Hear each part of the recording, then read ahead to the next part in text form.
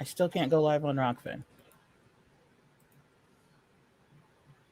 Okay.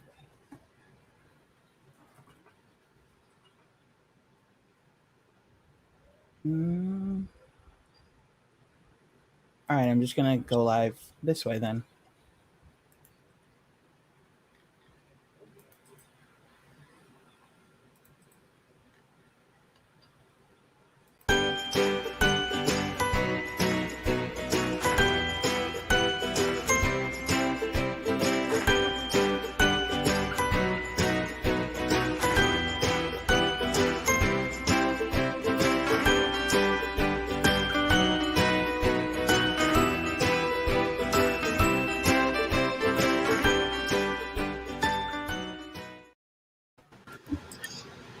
Hi.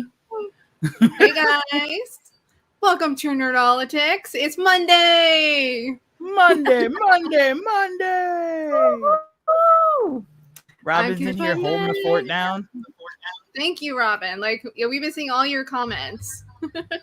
Yes, they're awesome. I love it. I wish we could just pin this to all of our shows. This comment right here.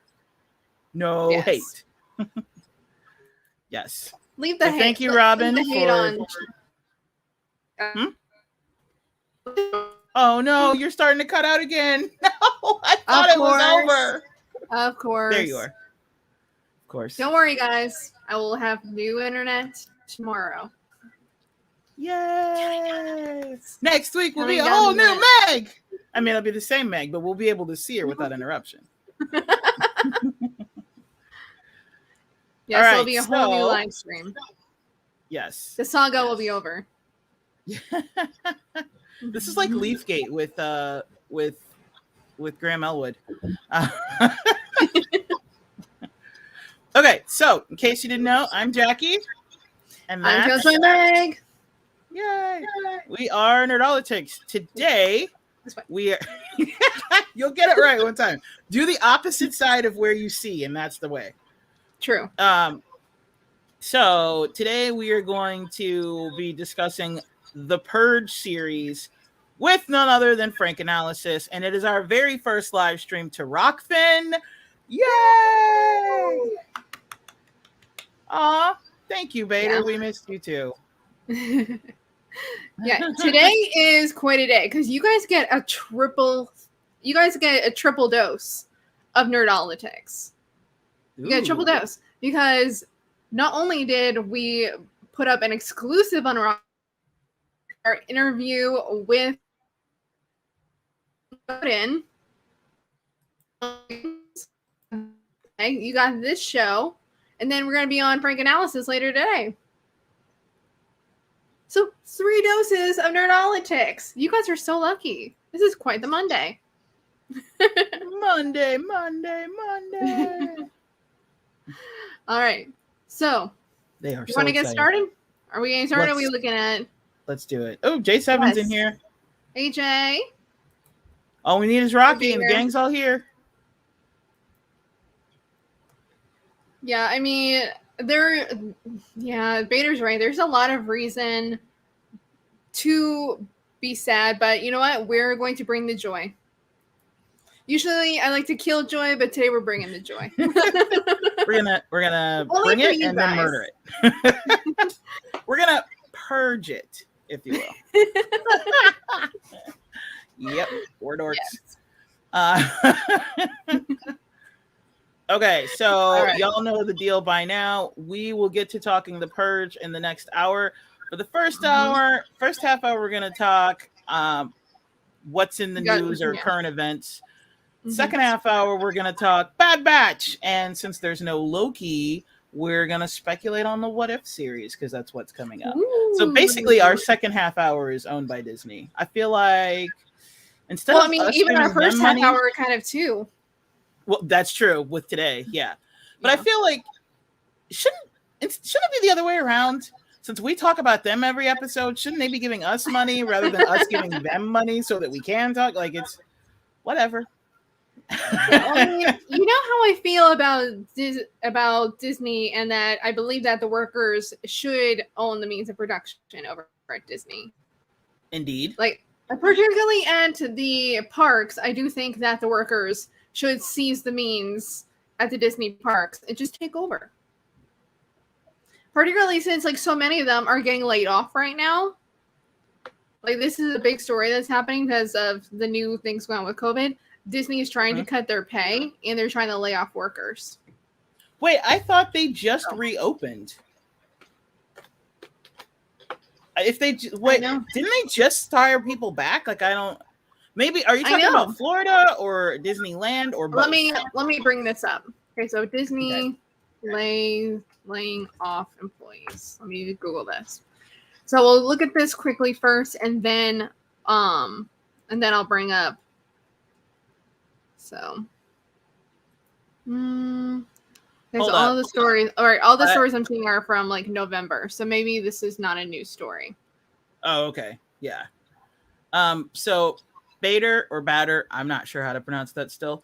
Are you trying to insinuate that DC is not just pro-war? I'm sorry, what now? I don't think so. So the reason why we do Disney stuff every week is because Disney is giving us stuff every week.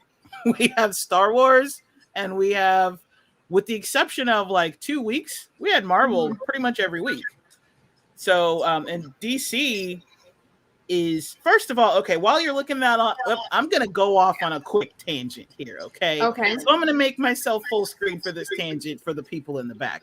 Fuck Warner Brothers. Okay, because Warner Brothers took the side of the abuser in the Johnny Depp Amber Heard situation. I'm going to say it. Amber Heard's an abuser. They just came out and said that even though they've pretty much blackballed Johnny Depp, including films that he was doing, that like he did a film that is really important, and it shows pretty much how U.S. imperialism fucked over an entire population of people in Japan, and that film was going to bring awareness to this issue, and Warner has buried it just because Johnny Depp is in it, because they believed Amber Heard's bullshit, despite the fact that there is evidence that bitch lied. And now, even after the evidence comes out, they're like, oh well, we're still going to continue with Aquaman 2 with her in it. So I'm not watching Aquaman 2. I have zero interest in paying them for anything because they're trash. They're taking the side of the abuser. And look, I don't give a damn if the person who is an abuser is male or female. An abuser is an abuser. And Johnny is the victim in this case. And if you want to know what I'm talking about, there's a YouTube channel called Incredibly Average who breaks it all down. There's another YouTube channel called, I think she just goes by SEC, but it's Spiritually Empowered Coaching. And she gives you a breakdown of all the court cases. Johnny's the victim. And he just didn't say anything before because he's not trying to victimize himself. He just wanted to walk away from it until she started defamating. And because, okay, they had a non-disclosure clause as part of their divorce settlement for both of them. They were both supposed to walk away and not say anything about each other ever again. She broke that by writing an op-ed. He's suing her. Looks like she's going to lose. And she countersued him so he sued her for $50 million. Because that's probably less than what he's missed, because he got dropped from Disney and Warner Brothers. And again, other projects that are just slightly attached to Warner Brothers in a little way are being buried. So he's losing money left and right. Nobody's fired her ass, even though she's the actual abuser.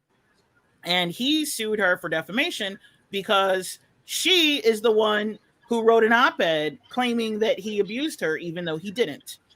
So in that $50 million lawsuit, she filed a $100 million countersuit, but every single day has been trying to get that bitch dropped. Please explain to me how you're supposed to be the person who's like, you're supposed to be the victim, but you're countersuing for $100 million, but every single day you try to get it dropped. To the point where the judge is like, you try this one more time, I'm going to sanction your ass. So yeah, fuck Warner Brothers. If you want to talk DC, I have no problem talking DC. Let's talk DC Comics, because Warner Brothers doesn't own that. Actually, I think they technically do. Either way, let's talk DC Comics, the shit that's already out. That was my soapbox. Do you have it ready?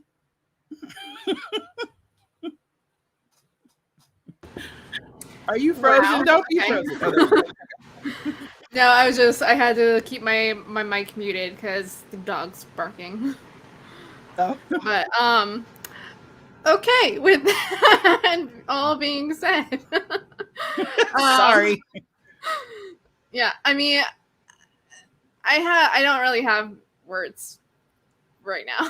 I'm just gonna move on to Scarlett Johansson because, yeah, I don't really want to talk about DC right now. I mean, okay.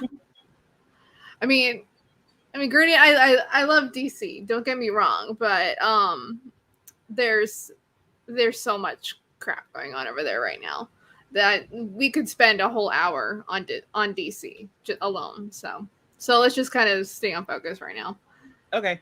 All right. So the story that we're going to talk about right now is Scarlett Johansson has sued Disney, saying that when they decided to put Black Widow on Premium Plus, or Disney Plus Premium Access, that they cut her out of the deal. So basically the story is that when they decided to do this, they never consulted Scarlett Johansson, who is a producer on the film, or her agents, about the fact that they were doing this. And even Kevin Feige actually said that they shouldn't do it. That's another part of the story. So Kevin Feige is also angry about this and is apparently trying to encourage Disney to settle, because they didn't let her in on the deal, even though that was part of her original contract, which was written back in like 2017, I believe. So she's alleging that they broke their agreement, even though they tried to negotiate. You're frozen. Come back, Meg. Am I back? Yes, you're back now. Okay. So last thing we heard was this agreement. Yeah, so they Scarlett Johansson's agents apparently lawyers tried to get Disney to come to the table in order to renegotiate her deal, because they had decided to put Black Widow on premium demand, or premium. I always forget what the hell the damn thing's called. Premium access. And so because of, they were basically going to cut her her back end deal, since they were both in theaters and also on premium access. And so, and as a result, Disney came back calling it a callous disregard for the pandemic, that they are, and released her salary, saying that she had already made $20 million from the film as her upfront. And but then Scarlett Johansson's I guess her agent or her lawyer, I'm not sure who this guy is. Like, I want to address the Disney company statement that was issued in response to a lawsuit that was filed against them by Scarlett Johansson. It is shamelessly and falsely accused Ms. Johansson of being insensitive to the global pandemic, in an attempt to make her appear to be someone they and I know she isn't. Scarlett has been Disney's partner on 9 movies, which have earned Disney and its shareholders billions. The company included her salary in their press statement in an attempt to weaponize her success as an artist and businesswoman, as if that were something she should be ashamed of. Scarlett is extremely proud of the work that she and all the actors, writers, directors, producers, and the Marvel creative team have been a part of for well over a decade. This suit has been filed as a result of Disney's decision to knowingly violate Scarlett's contract. They have very deliberately moved the revenue stream and profits to the Disney Plus side of the company, leaving artistic and financial partners out of their new equation. That's it, pure and simple. And also, apparently, Emma Stone is also maybe considering filing a lawsuit against Disney because they did the same thing to her on Cruella.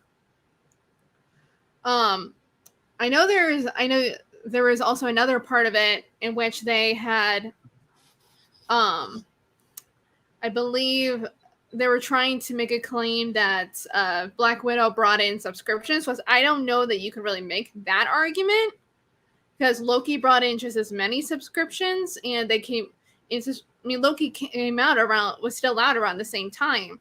So you can argue that Loki actually is the one that brought in subscriptions and not Black Widow. I mean, you can't really make that type of a claim. However, I would agree with her on the fact that they did break their agreement with her. If they violated that agreement, I side with Scarlett Johansson. But as for this is just a very messy situation. And so, Jackie, what are your initial thoughts on it? Mine are when it comes to okay, so I'm trying to not sound like a Disney show because everything I'm gonna say is gonna make me sound like a Disney show. The reason why is because I think there are a couple of things that are being kept out of the equation. Mm-hmm. For one, okay. ScarJo's people are completely downplaying COVID. Like, that's not why they did it. They literally changed the release date of this movie like 4 times. Okay. Mm-hmm. It was 100% why they decided to finally do that. Because they saw, and here's the thing, look at the timing. The timing of when they decided, okay, we're going to release it to Disney Plus, because for a year they said no. Because remember, Warner Brothers did it, and they were like, no, we're still going to release it in theaters. Mm-hmm. We're just going to wait. Because like last year, they were like, we're going to push it till next year. And then they heard of the vaccine, and they were like, okay, we're just going to hold. We're going to hold on to it. We'll release it next summer. Everybody should be vaccinated. It should be fine. And then Warner Brothers was like, nah, fuck it. We're hemorrhaging money. We got to release this. We need people to see this at home. Because they tried to, that absolutely was the case for Warner Brothers. So I will say that Warner Brothers knew, like, they needed money. So they released it at home because they were trying to get people to pay for their super expensive streaming service. Because, again, to put in perspective, the Warner Brothers streaming service, HBO Max, is $15 a month. Disney Plus is $7 a month. Hulu is like $6 a month. And like you can still get Netflix for like $8 a month. I pay like $18, but I think it's like $9 or $10 now for the non all the bells and whistles and bullshit.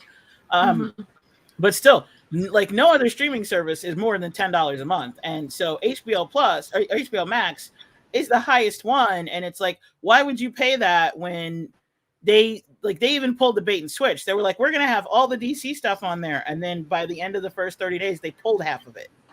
So, yeah, but at least with Disney Plus, like Disney owns half of everything because they just acquired Fox. So now you can get not only all of Star Wars, all of Marvel, you can also get the Fox X-Men. You can get any movie that Fox did could potentially be on Disney Plus. And if not on Disney Plus, it's on Hulu. And then they had a shared thing where you can get Disney Plus, Hulu, and ESPN for pretty much the same price as just getting 2 of them. So all of that to say, like, if this were Warner Brothers you're talking about, I would be 100% ScarJo camp. But this is not Warner Brothers. This is Disney. Disney decided to wait. They were like, no, we're going to hold on. It's going to be the first blockbuster. But what they did was they waited to see how other movies did when they first came out. For example, you hold on to your flagship of Star Wars and Marvel to see how another property that should do well does. For example, Cruella. That was kind of their test. They're like, okay, let's do it with Cruella and see what happens. And they saw that like very few people went to theaters. Now here's the deal.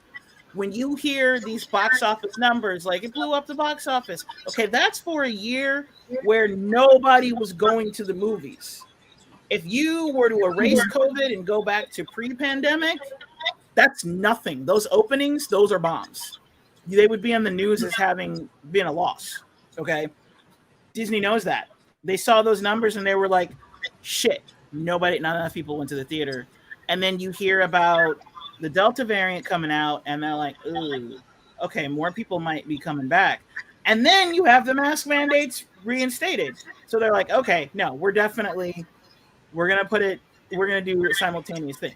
Now, should they have gone back to her team and said, hey, XYZ, we're going to do, because of COVID, we're going to do this.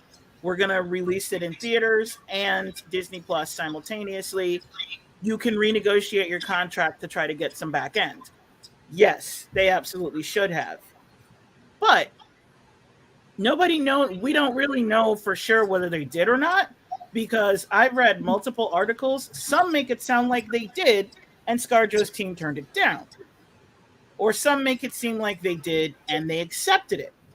And then some make it sound like they never did. So we don't really know either way what happened, whether they did that or not. Mm-hmm. But they definitely should have. And if they did do that, then I don't think this lawsuit is fair. Also, so that's the first thing. Okay, the second thing is a lot of people are omitting this one little fact. It wasn't good. And that is a big thing when you're talking box office numbers. Because what happens is if you make a movie with all this hype and it's not very good, it comes out and the first week is really, really good because it's a Marvel movie. It's a blockbuster. Everybody's going to go see it that first week. And then word of mouth gets out. You have 1, maybe 2 weeks before word of mouth hits everybody that it's not good. Third week, tanks. And that's what happened with Black Widow. Even for the modest box office that it got, it tanked. Not because it was simultaneously released on Disney Plus, because it wasn't good. All right, I want to just cut you off for 1 second just to debunk this. So Bader, the Murdochs did not buy Disney. Disney bought parts of Fox. The Murdochs still own Fox, like News Corporation, as in, like they still own like Fox Business, Fox Sports. They part of Fox to Disney. The Murdochs do not own Disney. So let's just clear that up right now. The Murdochs do not own Disney. The two brothers, I believe they wanted to put one of the Murdoch brothers, the younger brothers, on the board. So they might have a board seat at Disney, but they do not own Disney. Right. It's the other way around. So when they bought 20th Century Fox, they bought the movie division. They didn't buy the news or sports division. That's all still in the Murdoch control. No, yeah. So no, the Murdochs did not buy Disney. Disney bought the Fox 20th Century Fox or 21st Century Fox from the Murdochs. Okay. So John is saying that's a dumb take. It wasn't amazing, but it wasn't a bad movie. And if it's available online digitally, that will definitely impact box office sales. I didn't say that it didn't impact box office sales. I said nobody's taking into account the fact that it's not good. Because when a movie is not good, and so what I'm saying is, if it wasn't released digitally, okay, if it was just in theaters, it still would have dropped off with that slope. Because that slope is indicative of word of mouth getting out that it's not good, people not wanting to go see it. That's what I said. I didn't say that it didn't affect it. Yes, it affected it, because there are people like me who are not going to go risk potentially getting catching the pandemic to go see a movie that's not good. So yeah, of course some people did stay home just because it was released on digital.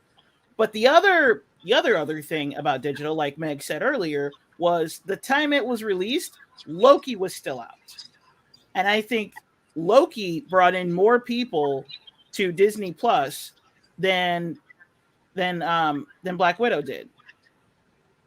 More people loved Loki, even though I myself didn't really like it that much. People loved Loki, and there were people who joined specifically to watch that show. I think the Disney Plus series, including The Bad Batch, Mandalorian, Nerdolitics. I read Nerdolitics because Robin just said it. I said it out loud. It'd be awesome if we were on Disney Plus.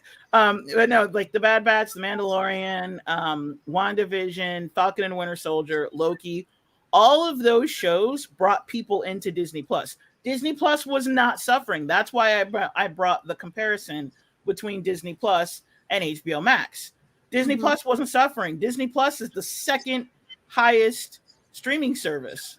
The number one is still Netflix. Like, nobody can really catch them, but Disney Plus is nipping on their heels. That was my point. Disney Plus was not in need of Black Widow to bring up. They didn't even need Cruella to bring it up. Perfect example. I actually went to see both Cruella and Black Widow in the theaters. I just went when there was literally nobody else in the theater and I was by myself. And I also don't have, because I have a movie pass, so I just pay monthly to be able to see movies, as opposed to paying like, $20 to see something that right then. So for me, it made more sense to go to a theater when there's nobody there than it did to pay $30 to see it at home. Because I'm like, $30 is insane.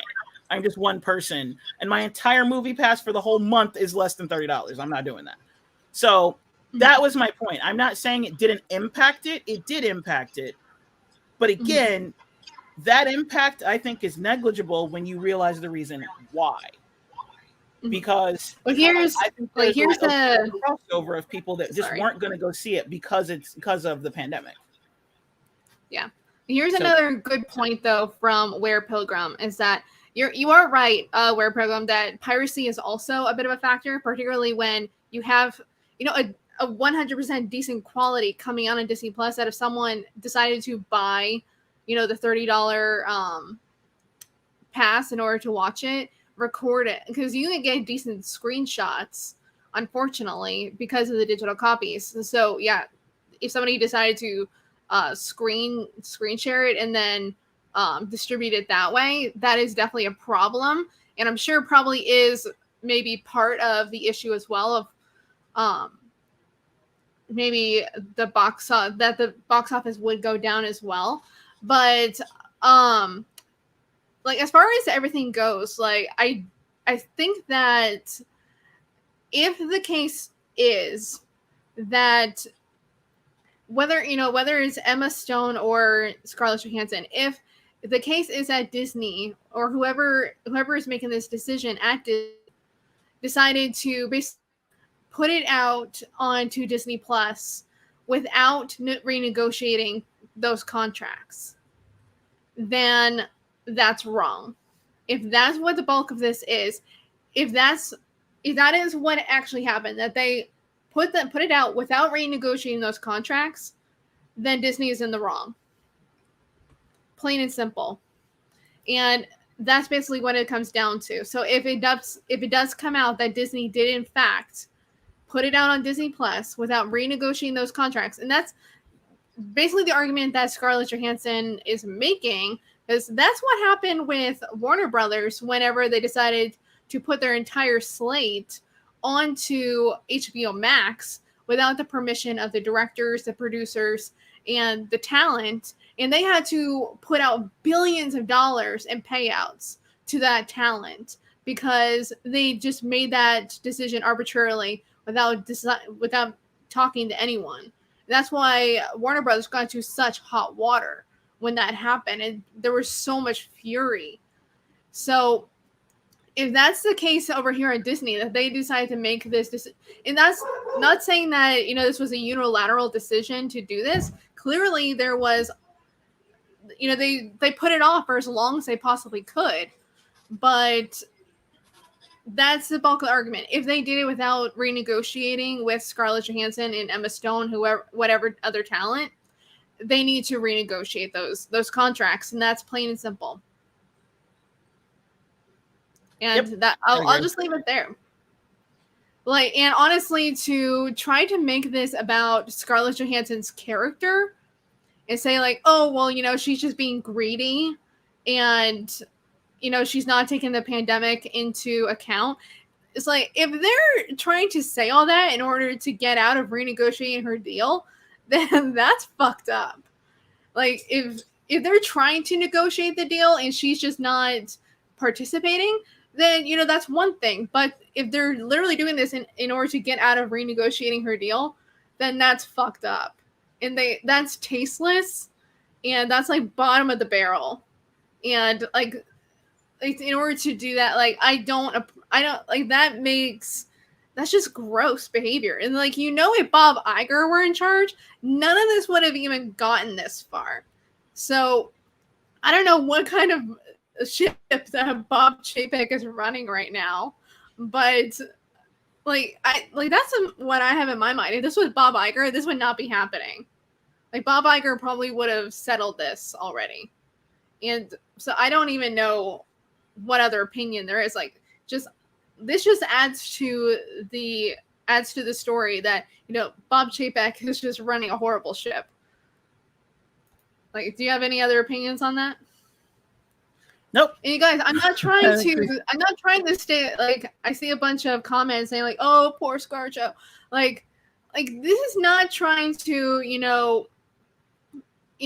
oh, poor ScarJo, like, what a, poor little rich girl. This is not what this is about, guys. Like, I'm not trying to, like, if you made a deal, you gotta, if you made a deal, you have to, live up to that deal.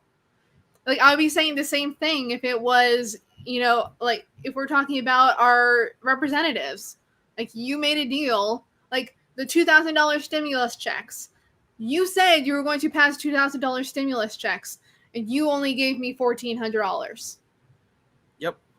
That's the deal that you made. You said, can we sue the government? Right? Because they made that deal. They put out ads saying, do you want $2,000 checks? Elect us. We elected them. They only gave us $1,400. We could probably sue for that extra $600 because that is owed to us. So that's the whole thing. They reneged on that deal. And if that's what's happening over at Disney, I will say no matter what it is, if you're going to renege on a deal, then you're in the wrong. If you're going to paint people in a bad light in order to get out of that deal, then fuck you. You are in the wrong. And that's sneaky, conniving behavior. And I don't appreciate it. I tried so hard to get this comment highlighted, and every time I would click on it, somebody else would comment, and I'd click on the comment under it. Y'all are commenting too fast for me. Like 3 times I clicked on the comment under it because it just kept moving. But that's a good point. That is a good question.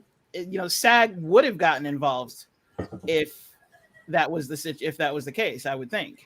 And no one, like, I don't know that I've ever. I mean, I haven't seen anything that says that they're not involved, but I mean, that's an excellent point. Oh, here we go. This is the correct one. Yes. That's an excellent point, E. Heller. Fantastic. And the doggies are back. Oh, I'm not having it? Is that, like, I am not having this bullshit. Yep. I also agree. Don't work for a huge corporation if you want self-empowerment. Mm-hmm. This is true. I work for a corporation, for that. And I hate every moment of it. So yeah. So just to clarify, because I know that it's going to be misconstrued, I'm not simping for Disney. I'm just saying take everything into account, not just this or that, or because everybody's going either she's greedy or Disney's greedy. And I'm like, maybe the situation is something a bit more nuanced. So, Agreed. Ooh, E. Heller with the math. $34,600 for everybody. You get $34,600. You get $34,600. You get $34,600. Well, you should totally be suing the government right now, you guys. Yeah, and you know how much the legal fees would cost? 34,600. We would end up being like, we won. Nothing. We still get nothing. Alrighty. So, ready to go to Bad Batch and speculate on what if, because it hasn't come out yet? Yes. Yeah, let's do it. It comes out next Wednesday, which is my brother's birthday. Oh, happy early birthday. I mean, not mine, his. Okay. Well, obviously, I meant your brother. Yeah, I know. All right. Which is funny. My brother's birthday is in 25 days. They're both August birthdays. Huh. Yeah, there's nothing else happening in August because I'm looking at my calendar and it's like there's Bularam, which I have no idea what that means. Oh, and Ginny's birthday is on Friday. Rocky's here. The gang's all here. Hey, Rocky. Yeah, Ginny's birthday. And you froze. Did I? Of course. Yep, there you go. My dog. If Ginny's birthday is on Friday, she's going to be 4 years old. Happy bro birthday. I'll let him know. Aw. Look at Robin with the support. Girl. Thank you, Robin. Are you trying to get hired? Yeah, right? Okay, first question for the Bad Batch. Ooh. I wonder if Omega will ever meet her brother in the live-action Boba Fett series. I mean, technically, she's met several of her brothers. Because all clones are her brothers. Technically. Including Boba. Yep. Well, you've heard the thing, right? That Boba is the Alpha and she's the Omega. Omega, as they say. So yeah, they're Alpha and Omega of the. But okay, so before we even get into it, my question is, how is she a pure clone if she's female? Because I remember years ago, I heard scientists say that there was almost a negligible difference between ethnicities, but there was a definite difference between genders. So how is it that she, like, first of all, she looks white, and Jango Fett was not white. Secondly, because she looks like, she straight up looks Australian, like a white Australian, but she's a girl, and she's the only female clone. So she's kind of like the Bad Batch's X-23.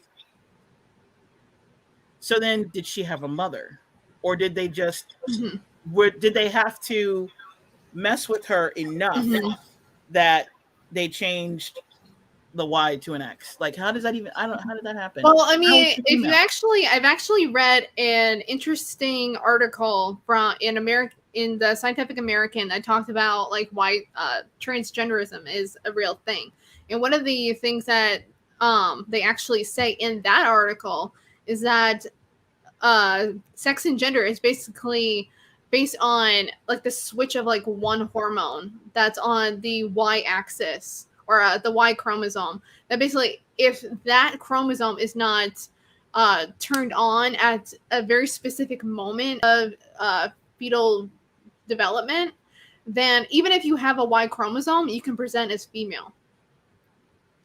So okay, so I knew that like all babies start out as female, and then the Y chromosome's either turned on or off, right? Or I mean, it could be turned on. There's no turn on. It's like a very specific protein on. So if that protein is engaged, then your X turns to a Y, and you become a boy. Basically. So they changed that protein. Maybe. To make her a girl. Interesting. Maybe. Interesting. So where Pelgra? Maybe she's a half sister. I mean, you can also even raise that question. Technically, all clones are they're full-blooded siblings because they're clones.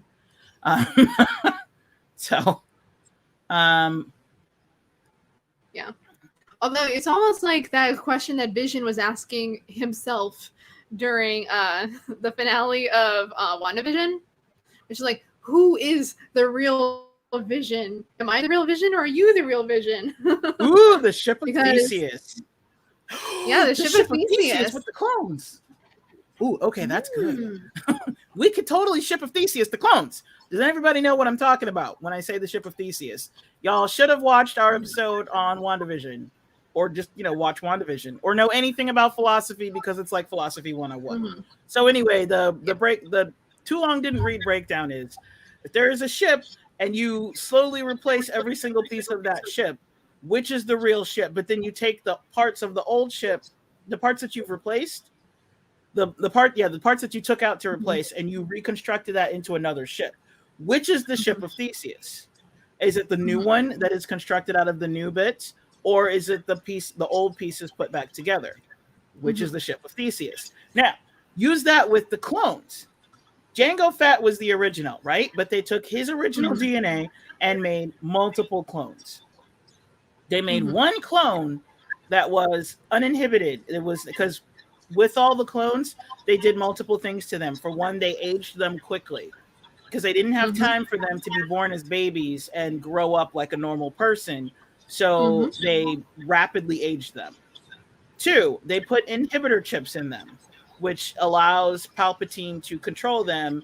And that's how he was able to do Order 66, which I still think was kind of lame, but whatever. None of that was in the Jango Fett clone that he kept for himself. He named Boba, that made him his son. He claimed him as his son, but he was really an original clone. And so Boba Fett is an original clone of Jango Fett. He's not actually his son. So now the ship of Theseus, apply that to the clones, right? So is Boba Fett more Jango Fett or Omega, even though she's technically a girl? And then what about all the other clones? Well, all the other clones had inhibitor chips. But now that the Bad Batch has removed their inhibitor chips, are they more or less?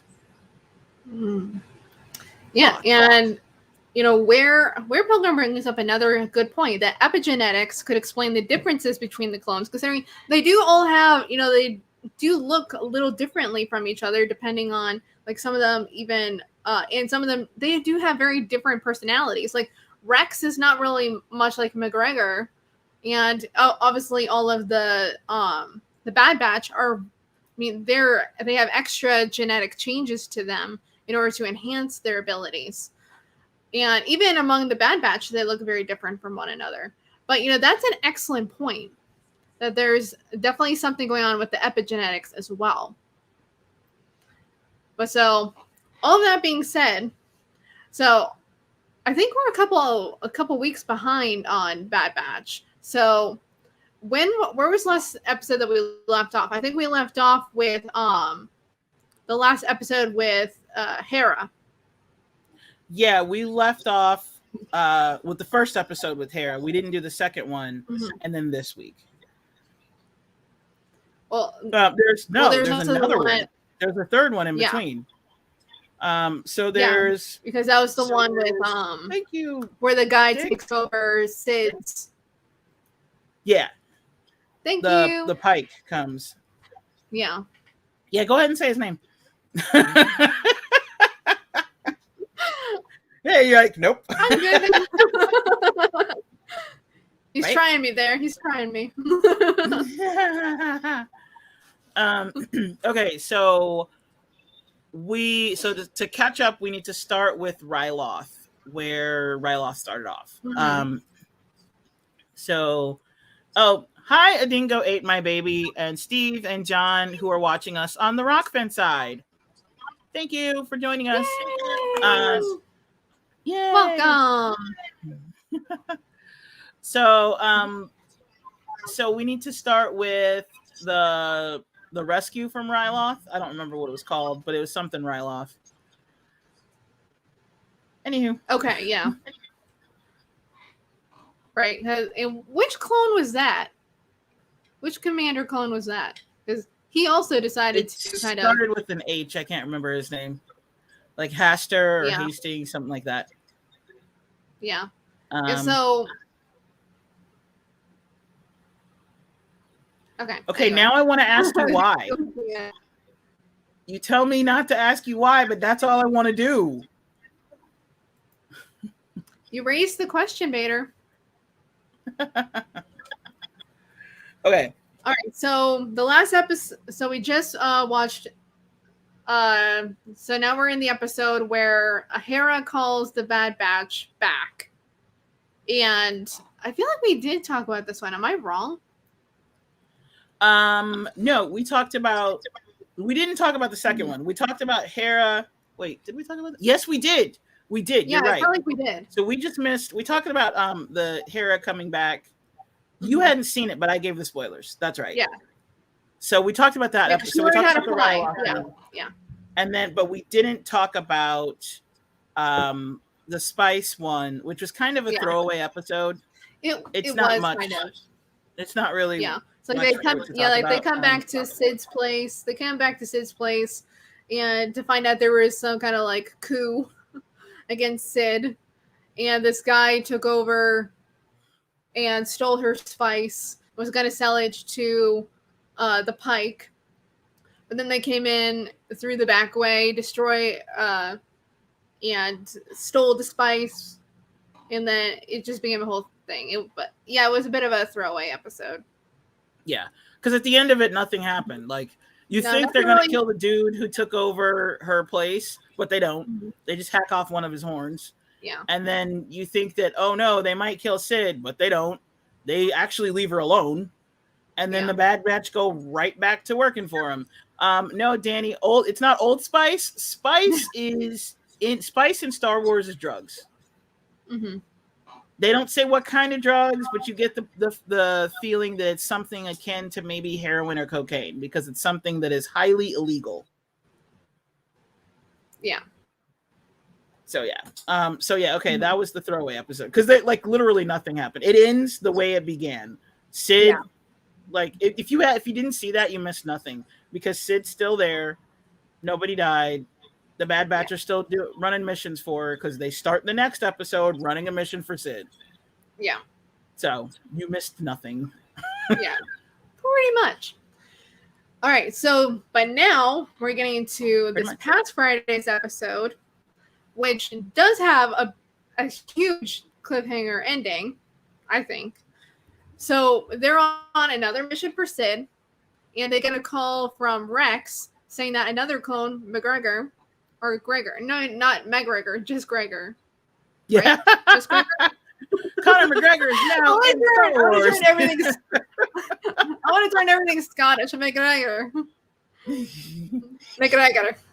So anyway, Gregor, I think he kind of has a Scottish accent a little bit. He's got like this kind of like kind of attitude about him. It was kind of weird. It's kind of funny. Projection much? Huh? I said projection much? Trying to make him Scottish. I'm telling you, if you listen for it, you can hear it. But so he was the clone that was sent to the planet in order to train the new stormtroopers. So the stupid ones who have no idea how to fight and always end up getting killed in Star Wars movies. They're just incompetent. Oh my God, they're competent. Yeah, but why are they incompetent?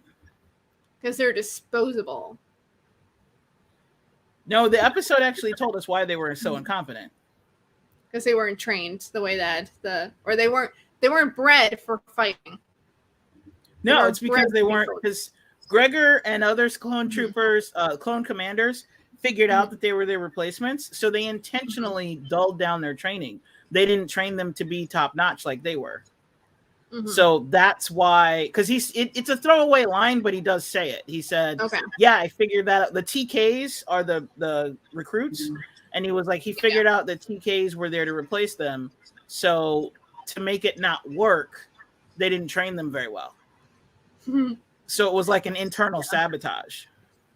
Which we know that totally works in the Star Wars movies, because the stormtroopers are completely incompetent.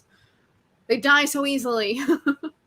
So they did a good job. Yeah. So Gregor is one of the trainers of the TKs, the new stormtroopers, and he gets, I don't know if he gets found out or he just like turns on them, And so he's on the run. Rex calls the Bad Batch, tells them to go save Gregor. And so they're now on a mission to this planet where they're training the new stormtroopers in order to save Gregor. And in the process, like, they're trying to get in order to save Gregor. They get caught, and they're on the run.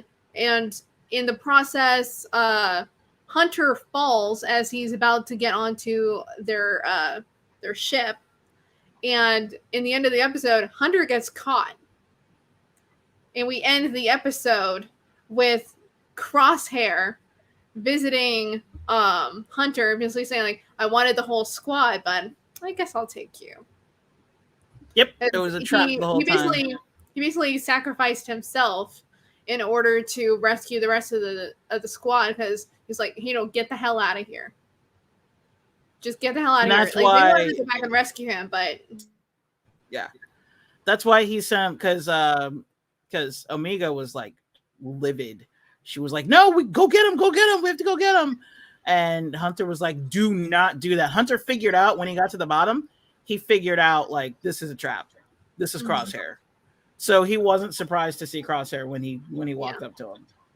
Yeah, he made sure. Like, I was wondering when you're going to show up. Mm-hmm. Yep.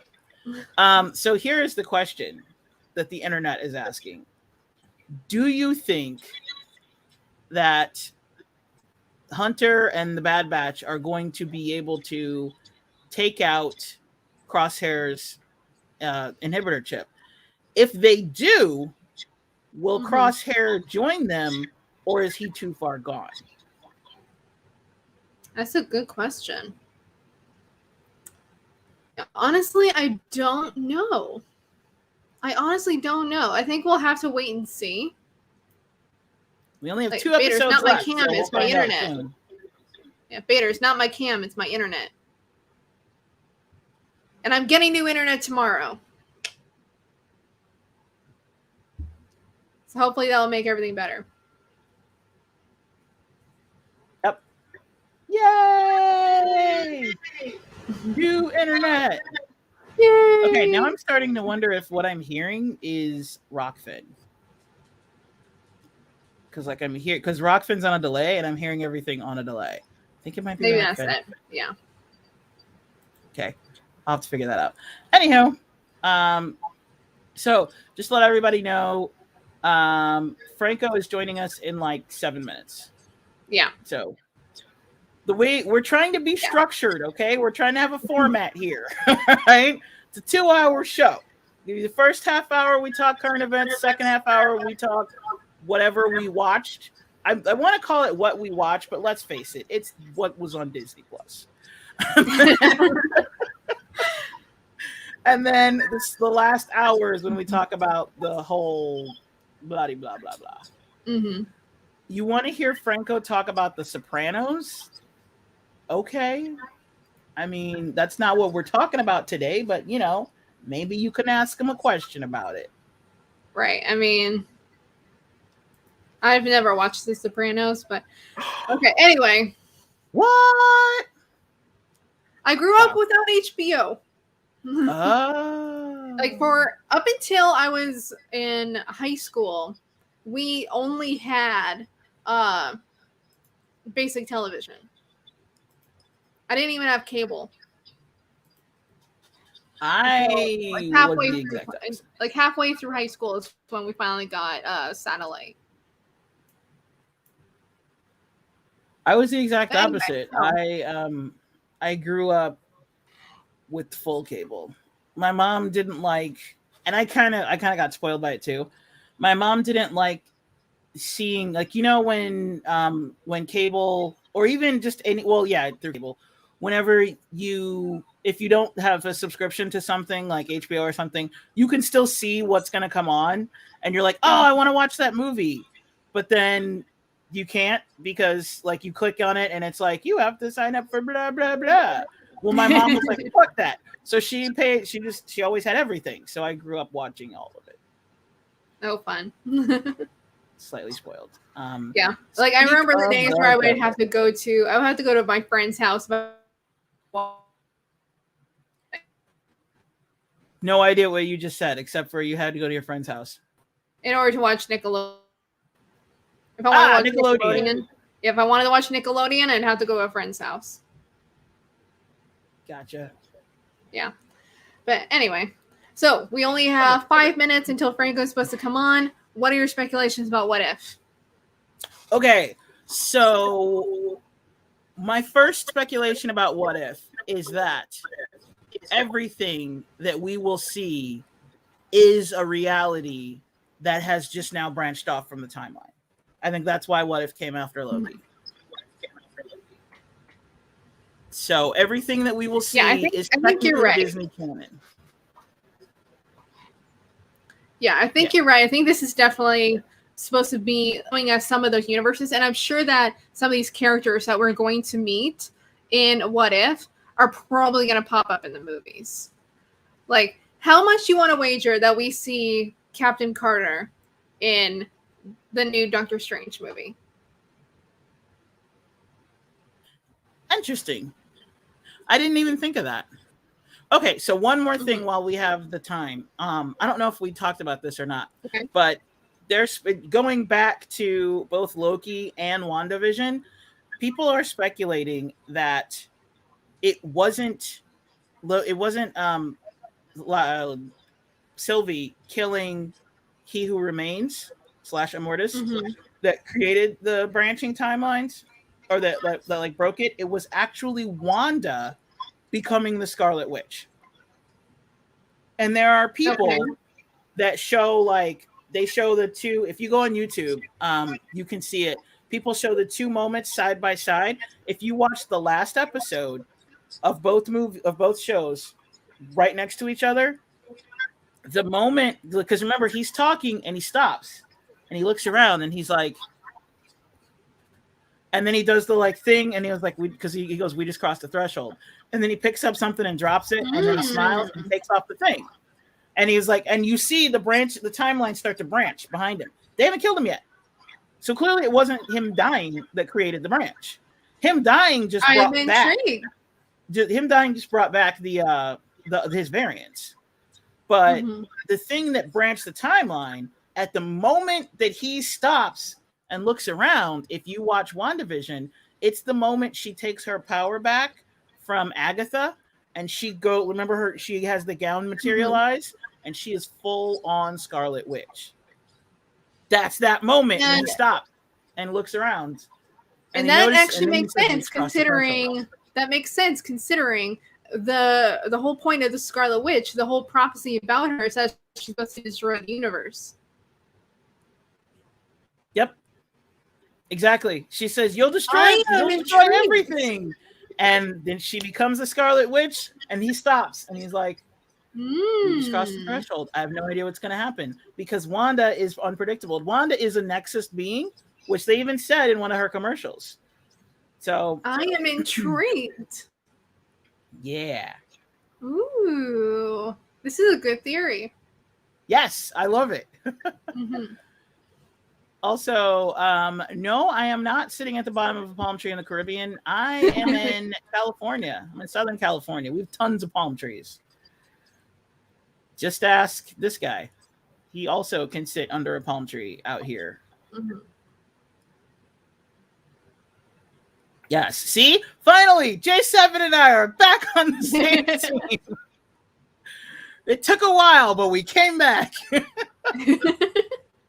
All right, exactly on time. Let us add our special guest to the stream.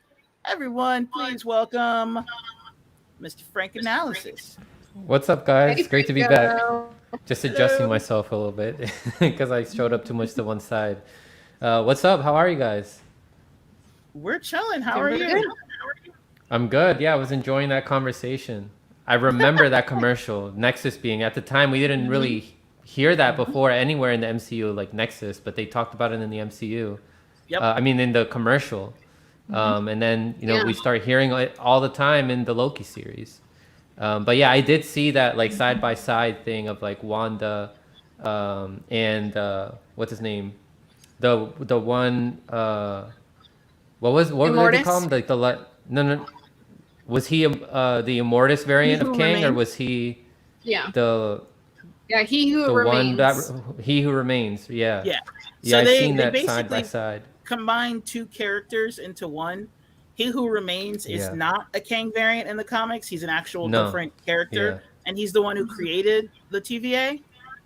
He created like the Time Lord dudes that are in the TVA. And then Immortus is a variant of Kang. And they basically, and Immortus is the one who, after Kang, because he's basically the immortal version of Kang, because Kang ends up working for the Time Variance Authority. He works for, like, what are the dudes called? The dudes, the three guys, what are they called? I forgot their name. The Timekeepers. Timekeepers, thank you. Yeah. So Immortus ends up working for the Timekeepers. So they basically combine those two characters into who Jonathan Majors played. But next time we see him, he will be Kang the Conqueror. So that should be fun.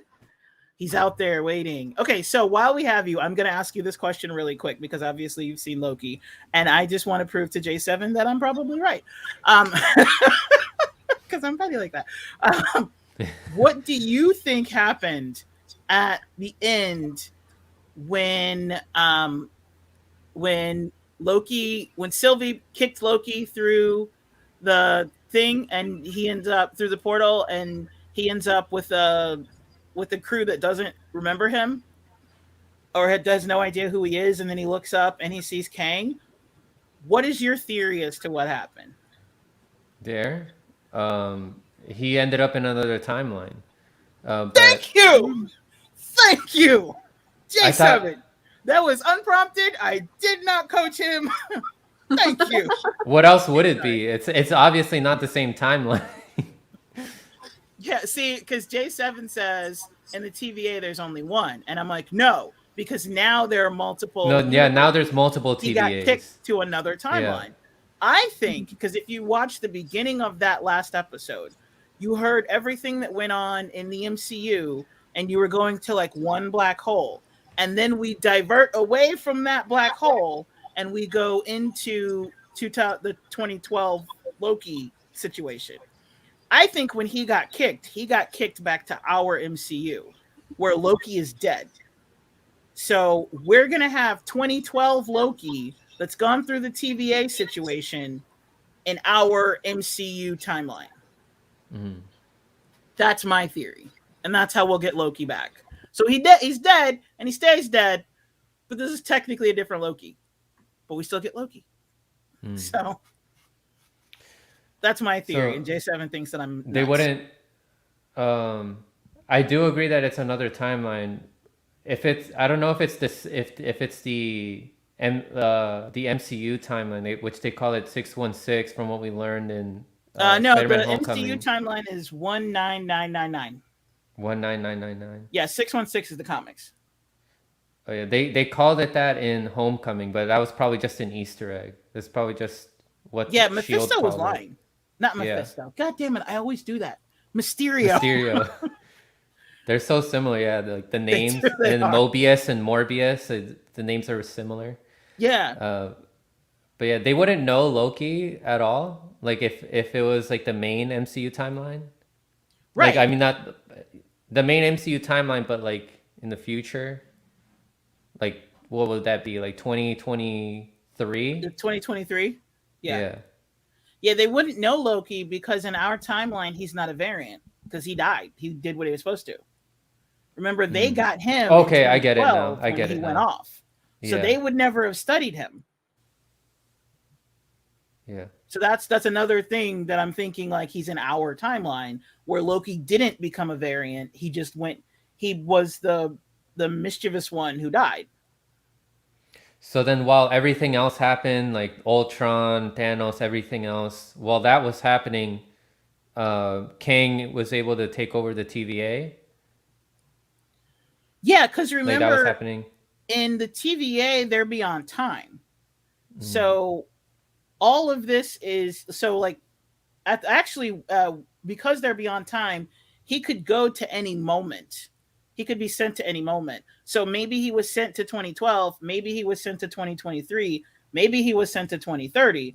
We don't know because he wasn't sent to his timeline. He wasn't sent to the TVA in his timeline. He was sent to a completely different TVA. So who knows what time he arrived. Just like in Thor Ragnarok, when he and Thor left the stream, when they were left the Rainbow Bridge.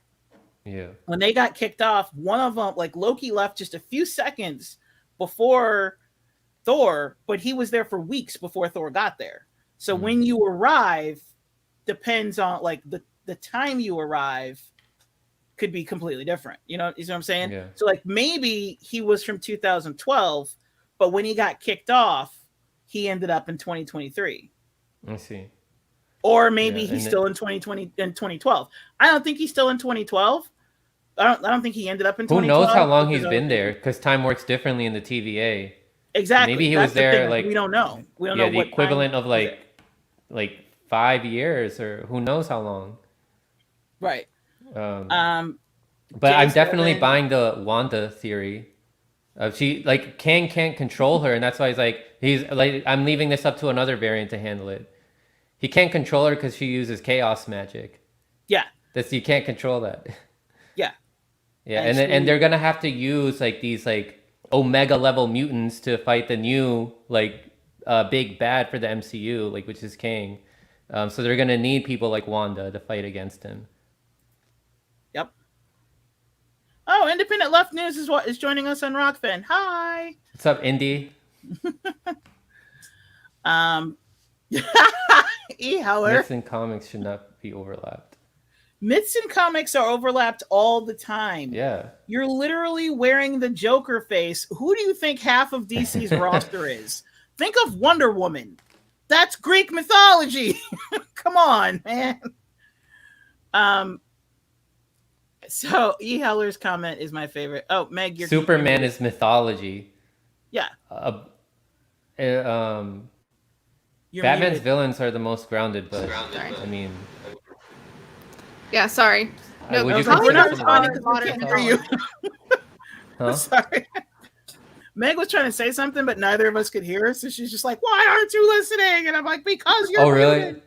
That was my fault. That was my fault. Sorry. But no, I mean, come on. Like I wanted to bring that up because I was like, no, they overlap all the time. I mean, in comics are modern mythology. That's how we, you know, the whole idea of mythology is that's how we, as we are living in it. That's why the Greeks had mythology. Yeah, that's why the Chinese had mythology. That's why the Romans had mythology. In order to understand the world that they were living in, we use fiction and comics and things like that nowadays in order to understand the world that we're living in. So it's 100% mythology. So the fact that they're overlapping, it makes complete sense. Exactly. Yeah, I don't. How are you a fan of DC and you say that? Seriously, because DC, like Wonder Woman, Greek. She comes from Themyscira, which is a place. Ancient Greek. Zeus is her father. Like, come on, man! Like, how are you not? That's religion to them. To us, it's just fantasies. It's religion to the people from the past, but to us, all of it is fantasy. I mean, let's face it, religions that you don't subscribe to are considered just fantasy to you. Even the ones from now. Right. I mean, consider, and the way that Thor brings it up in the movies is, you know, that whenever they first landed on Earth, you know, how many hundreds of years ago, like, oh yeah, they thought of them as gods. Like, well, actually, they're just from an alternate, you know, planet or universe or wherever it is that you would consider Asgard. You know, they're just from another realm. Yes, thank you. So they're just from another realm, but you know, they landed, it's like, oh my god, they're gods. It's like, it's the same idea of, you know, that magic is just science that we don't understand yet. Yes. Yeah.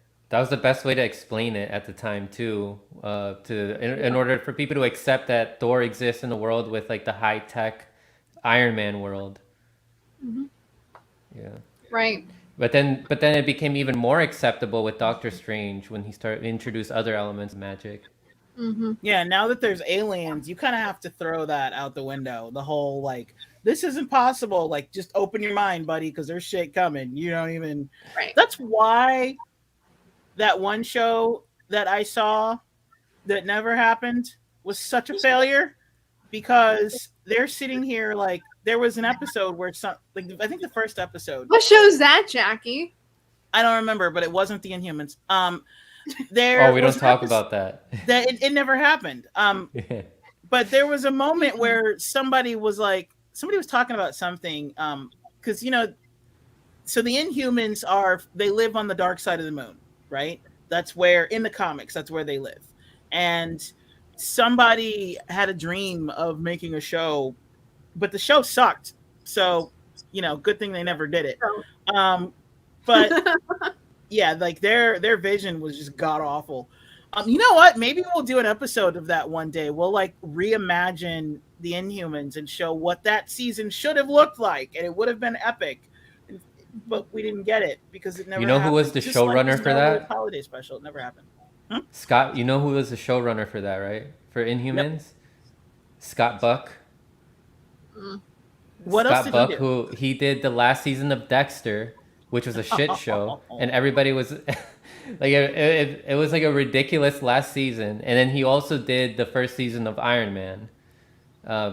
Marvel Entertainment wanted to cut their check short by hiring this guy, and it obviously didn't pay off in the long run.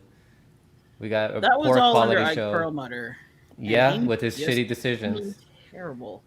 Yeah, he posts like the reason why we got a Black Widow movie so late is because of him. Because he said that it doesn't, like, a female-led superhero movie doesn't sell toys. He was also pushing back for Black Panther. Yeah. Yeah. Yeah, Sin the Alien. Sin says there's zero creativity left in the human race. That's why there's constantly a regurgitation of old movies into new movies and newer movies into TV shows. Incorrect. There are tons of innovation and creativity, new ideas constantly. The reason why you keep getting a regurgitation is because entertainment is a business. And the people at the top of the business are not the creatives. Yeah. They are the people who look out for the bottom line. They are business first. They will risk. Only bankroll property that they know will make money. Mm-hmm. That's why we got a 2021 Cruella.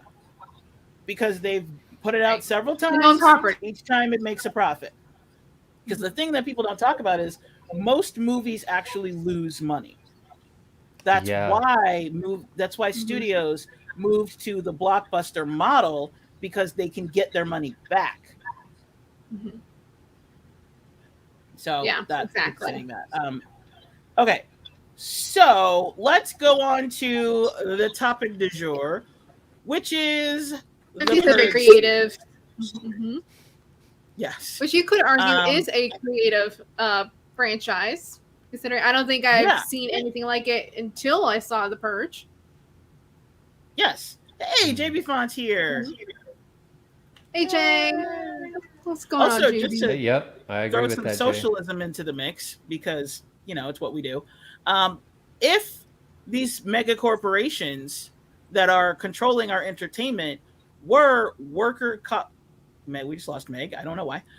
If those corporations were worker co-ops, we would get a lot more creativity out of our major studios, because people realize, hey, people want to see something original. They don't want to see the same shit over and over again, which is why studio budget or studio before the pandemic. So I have to clarify, pre-pandemic, theaters were like, movie sales were in decline, because people are sick of seeing the same shit over and over again. But studios are unwilling to put out anything other than the same shit over and over again, because they want a guarantee of money. So they don't want to take chances on new ideas.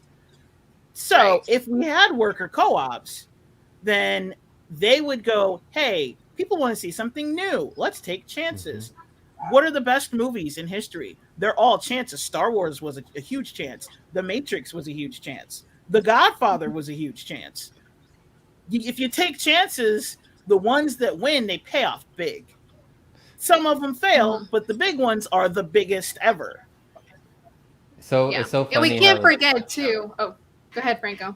I was just gonna say, it's so funny too how these studios don't realize that, how they're milking an original idea. Like, it was an original idea, like something risky, like Star Wars, and then it worked once, and then they just want to milk it out, and then they don't see how counterproductive that is when they're not letting other big hits to arise. Like, imagine how many like big hit blockbusters are just sitting in the shelf because the studios are too afraid of taking a risk of something new. Yep. 100%. And we can't also forget that a lot of these different films that are more creative, they're not marketed the right way. Like, even consider something like I've been watching a lot of coverage about like Jennifer's Body, for instance. And that the way that movie was written and produced was marketed.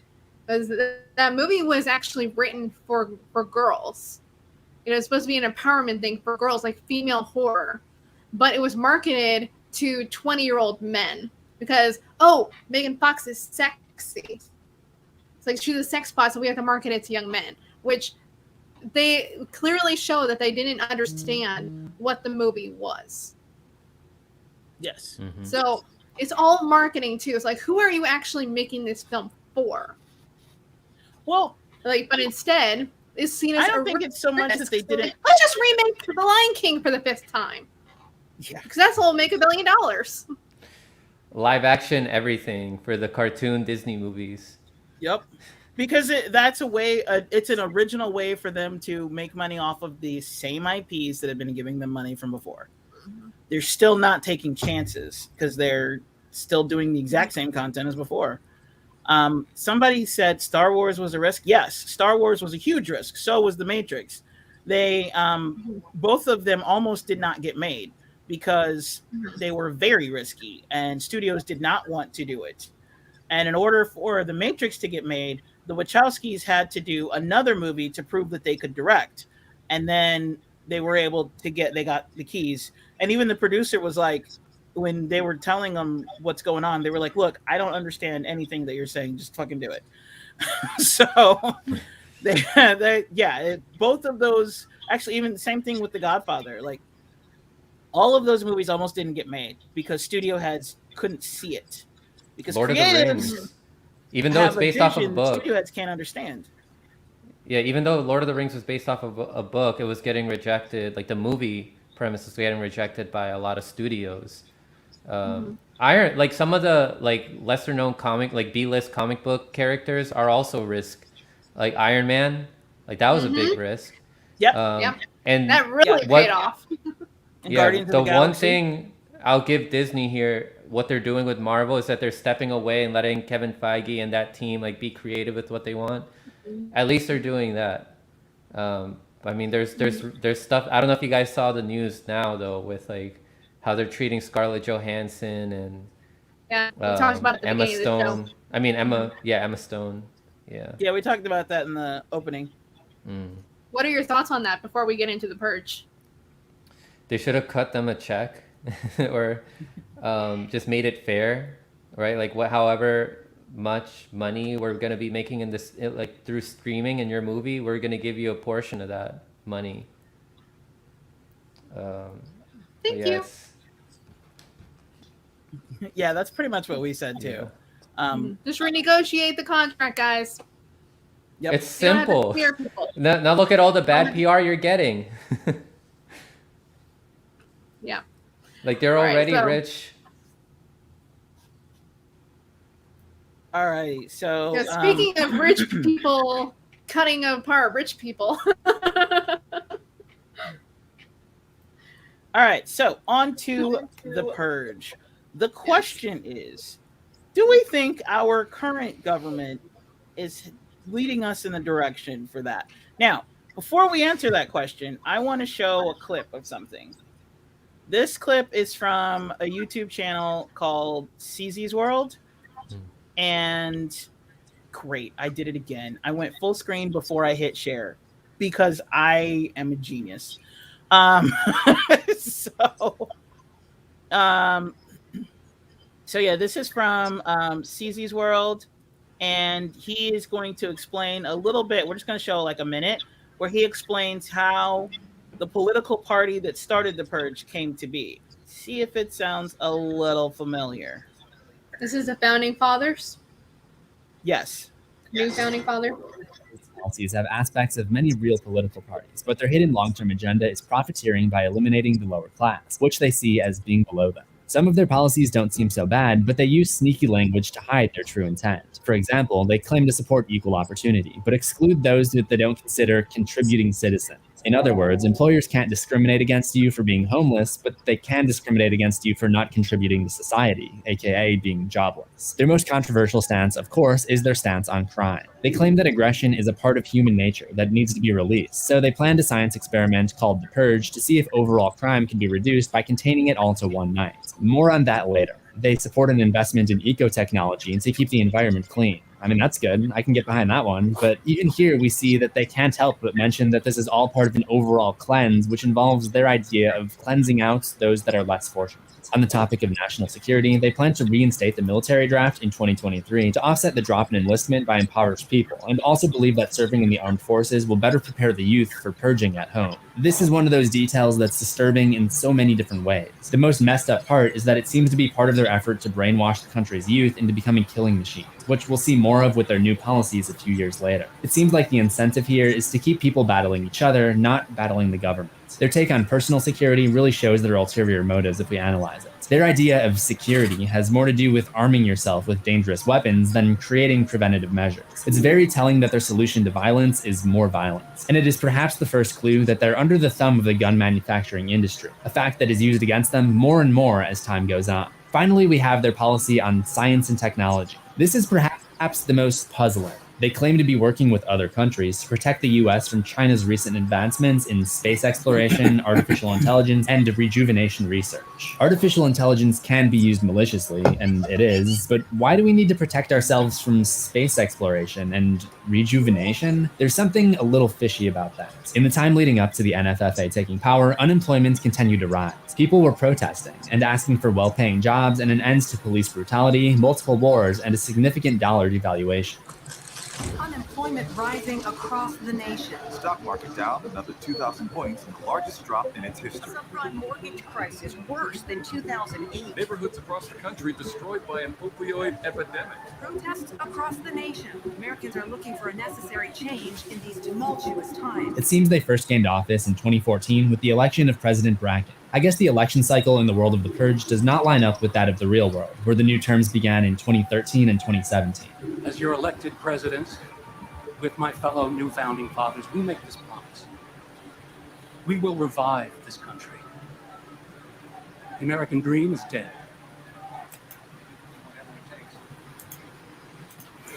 Okay. So, do you guys like this view better, or do you want to go back to the other view?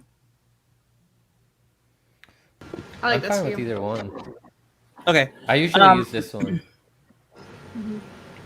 So that's why I wanted to bring that up. The end part, does that look a little familiar? With massive unemployment, protests in the streets, crime skyrocketing.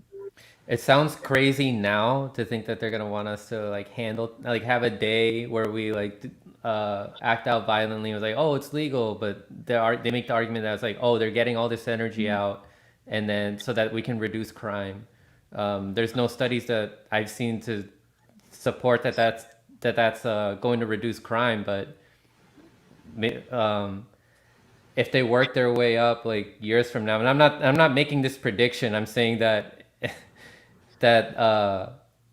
There's been times where a lot of things sounded absurd to people years ago, decades ago, but then years later, it becomes a reality.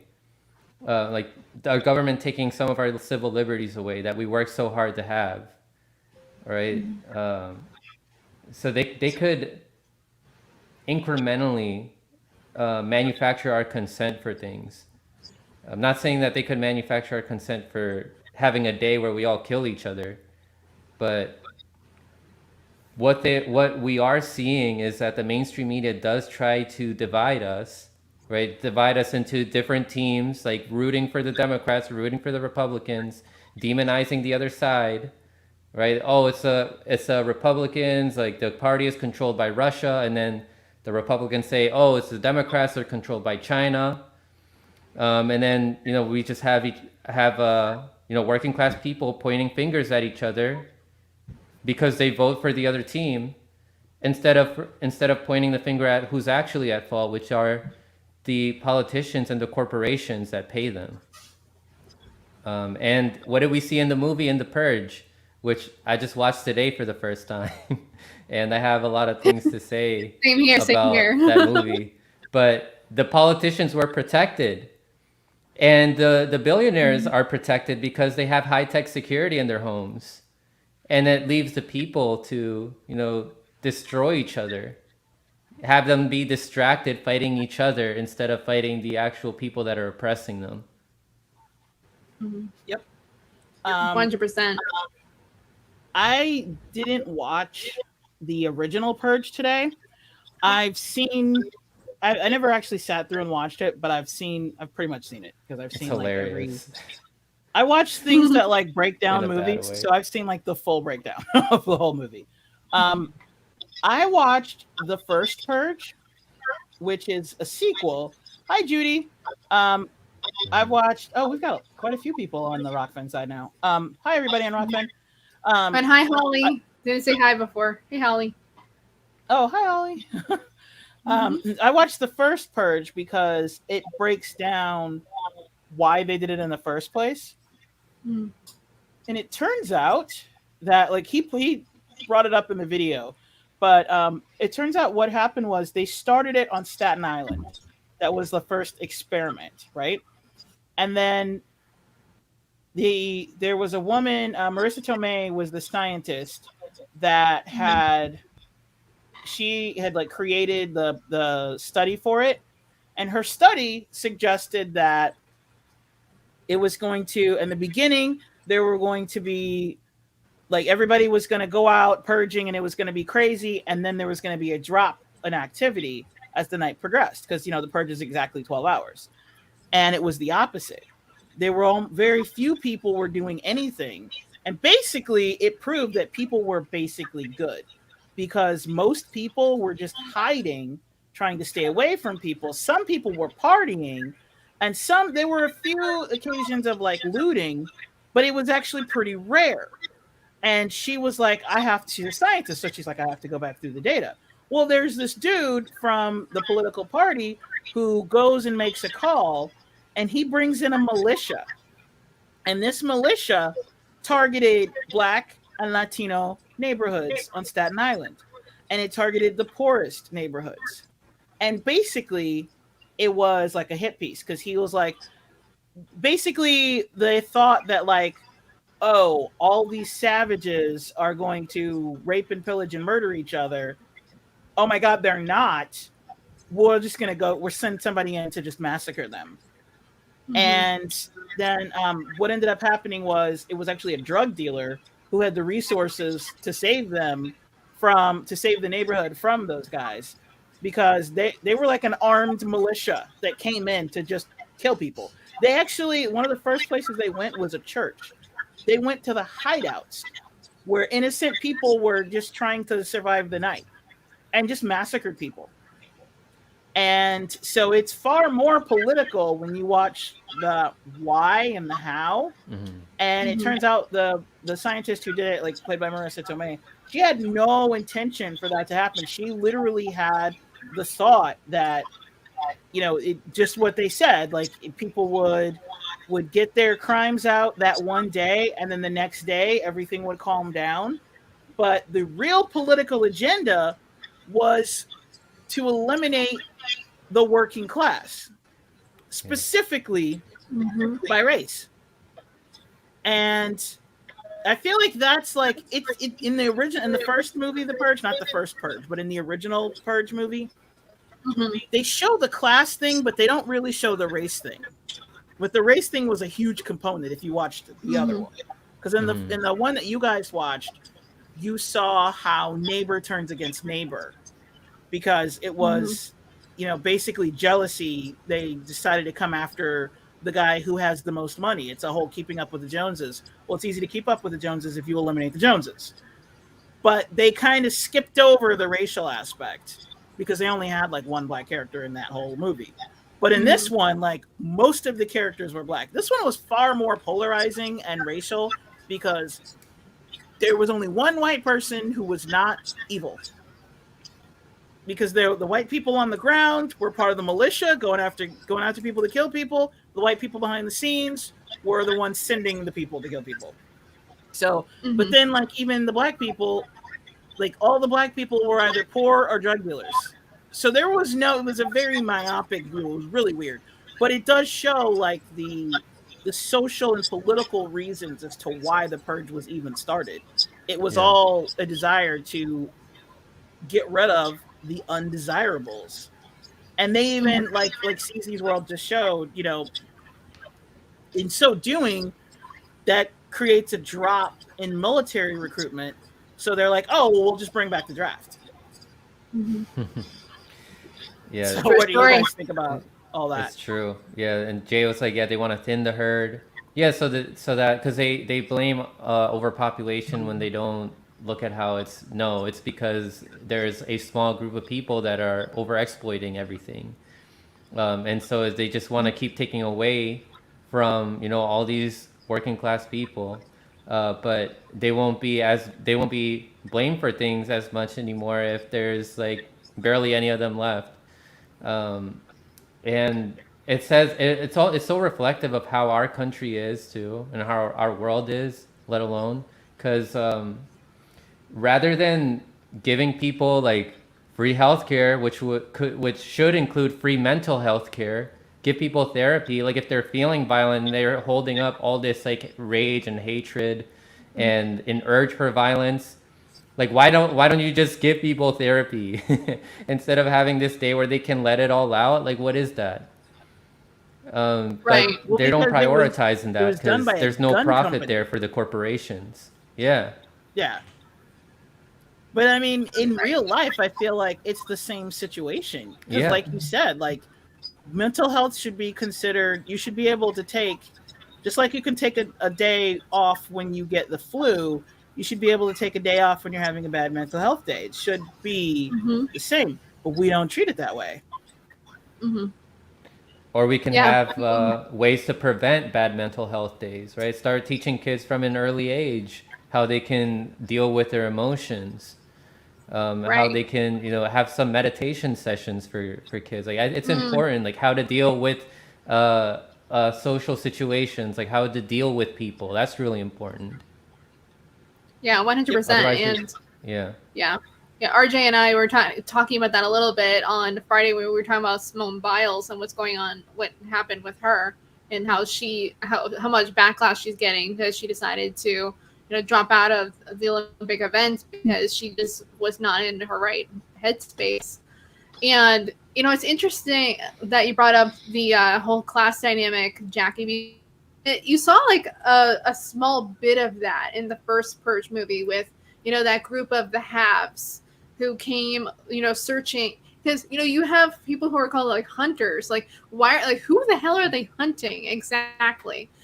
And we find out, it's these groups that are hunting the poor. And, we see this in that character of, the only black character that you mentioned.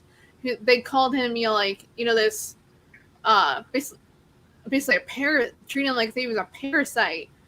And, like, he's like this poor guy.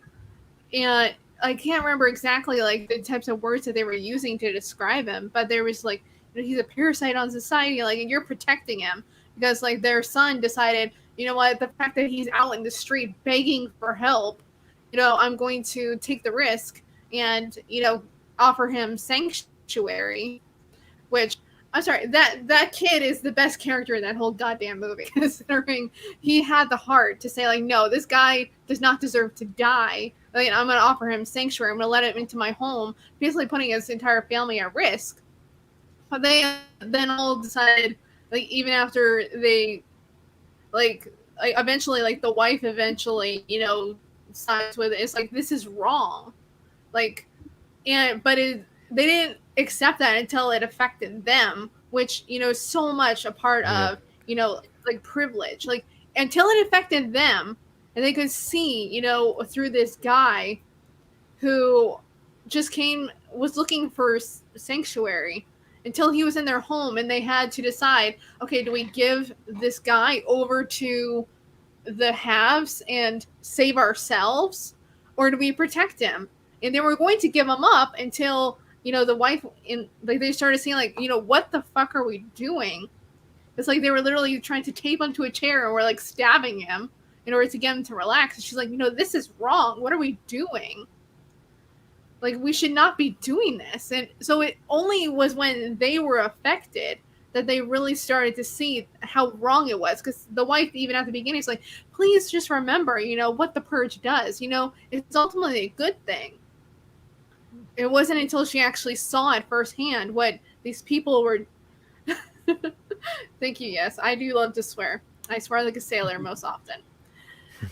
But it wasn't until that's basically it. Like, they were willing to, you know, just lock themselves in their home and just let the world burn as long as it didn't affect them. And it wasn't until it affected them that they saw how wrong it was. That's what they tell themselves to comfort themselves. They're like, oh, this is for the greater good. You know, it reduces crime. And that's what the mainstream media probably repeats to them over and over again. And they work on behalf of the government. There was I don't know if you guys saw any of my on the ground coverage from yesterday. I did. Yeah. Did you see me debating that one kid? I saw that. The one kid from yesterday. No, I don't think I saw that one. No, he was arguing against forced vote. That's it. Oh yeah, I talked to Nick too. But I saw the next Nick day, one. the following day, there was a kid there who was arguing about how like a lot of people, and then he was like, a lot of people like Jimmy Dore don't understand how Congress works, and that's like a big problem. And then he was arguing against forced to vote. He was bringing up all these talking points about, like, we need to understand how Congress works, and, you know, we need to be patient. Like, these people, we need to secure that people aren't just voting yes just for optics. I'm like, if they're voting yes, then they're doing the right thing for the wrong reason. But then I was telling him, I feel like you don't have this sense of urgency. Do you have healthcare? And he's like, yeah, I have my parents' healthcare. Ah, there you go. You've never experienced the struggle that a lot of people in this country face, where they're inundated with that, or they can't even go to the hospital because they can't afford it. So until you go through that experience, you're never going to understand that. You have your parents' healthcare. And then he was like, my feelings, like, these people's feelings are irrelevant because it doesn't take that doesn't influence how Congress works. This is what is taught to them in academia, and it gets passed down in their teachings from, like, their privileged family members, their parents, and what they hear on the mainstream media. It's propaganda that's all around us, brainwashing us. And the people who are the most brainwashed are these privileged people. Yep, 100%. But having conversations like that does help. I think it really helps open them up and start thinking more, because I do think some of the things I told them, hopefully that will have him thinking, you know, as he goes on in life. Hopefully he starts questioning some of the things that he believes in. Because I told him, question the things that you learn in academia, because a lot of things that are taught there are only taught because that's what these corporations lobbied for. They're not going to teach anything that's going to be too revolutionary and that will threaten them. Yep. 100%. Exactly.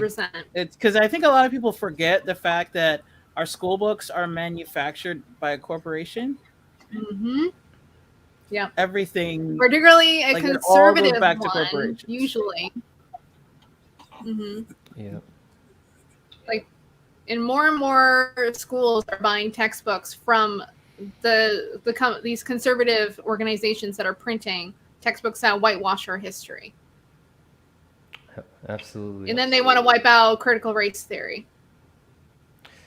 Because they just don't want to cover it. Like the food industry, like they lobby so that they don't teach kids about how certain foods are bad for them, because then people aren't going to be buying their food from these private corporations that sell these foods, like the milk industry or the chemical industry that adulterates our foods.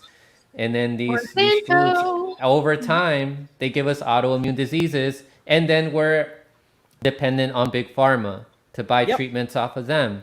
So these corporations all work, they're working together.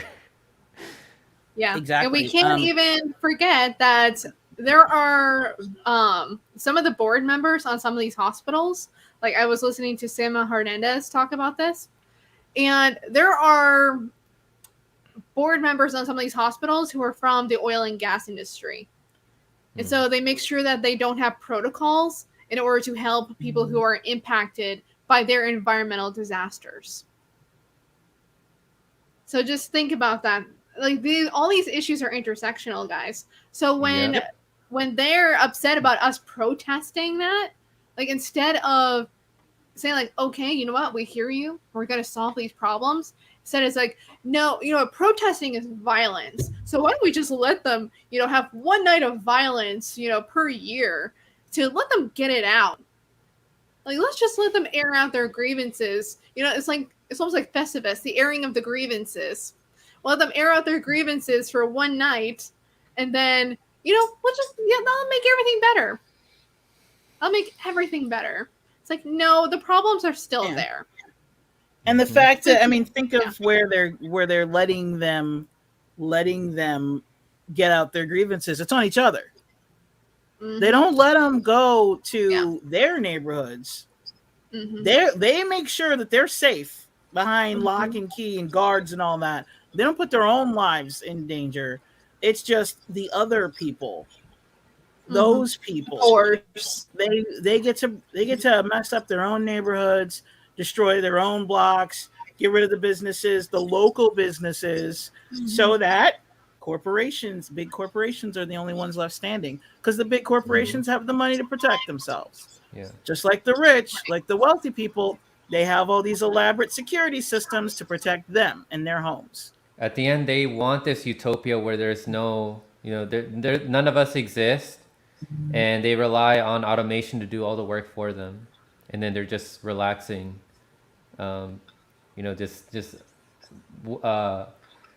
just enriching themselves with all the resources that are left for them, enjoying all that.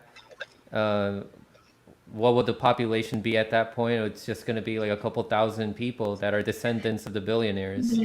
We're going to be wiped 100%. Out. Yep. Right. And what's effed up about it though it's like they all have like their version of like a communist society. That's a good point. But you even see that, like, I'm going to continue talking about that group, the haves. Sorry, like this is a group that will go out. It kind of reminds you of, like, considering every single person in that group was white. That, this is like a white supremacist group using this in the fact that they were so religious in that as well. And the fact that, oh, you're being cleansed. Like, by being purged, you're being cleansed. We're cleansing the world of, the poor and, the needy and whatever. It's very eugenicist, and it's very white supremacist, considering they're literally going out in order to kill people who are of color, who are poor, in order to purge the world of their sins, And so there's just something so grotesque about that. And even the fact that they're neighbors, like, oh, you know what? Let's see how this plays out, because, we hate these guys, considering, like, he literally sold you security systems in order to save your asses from these people.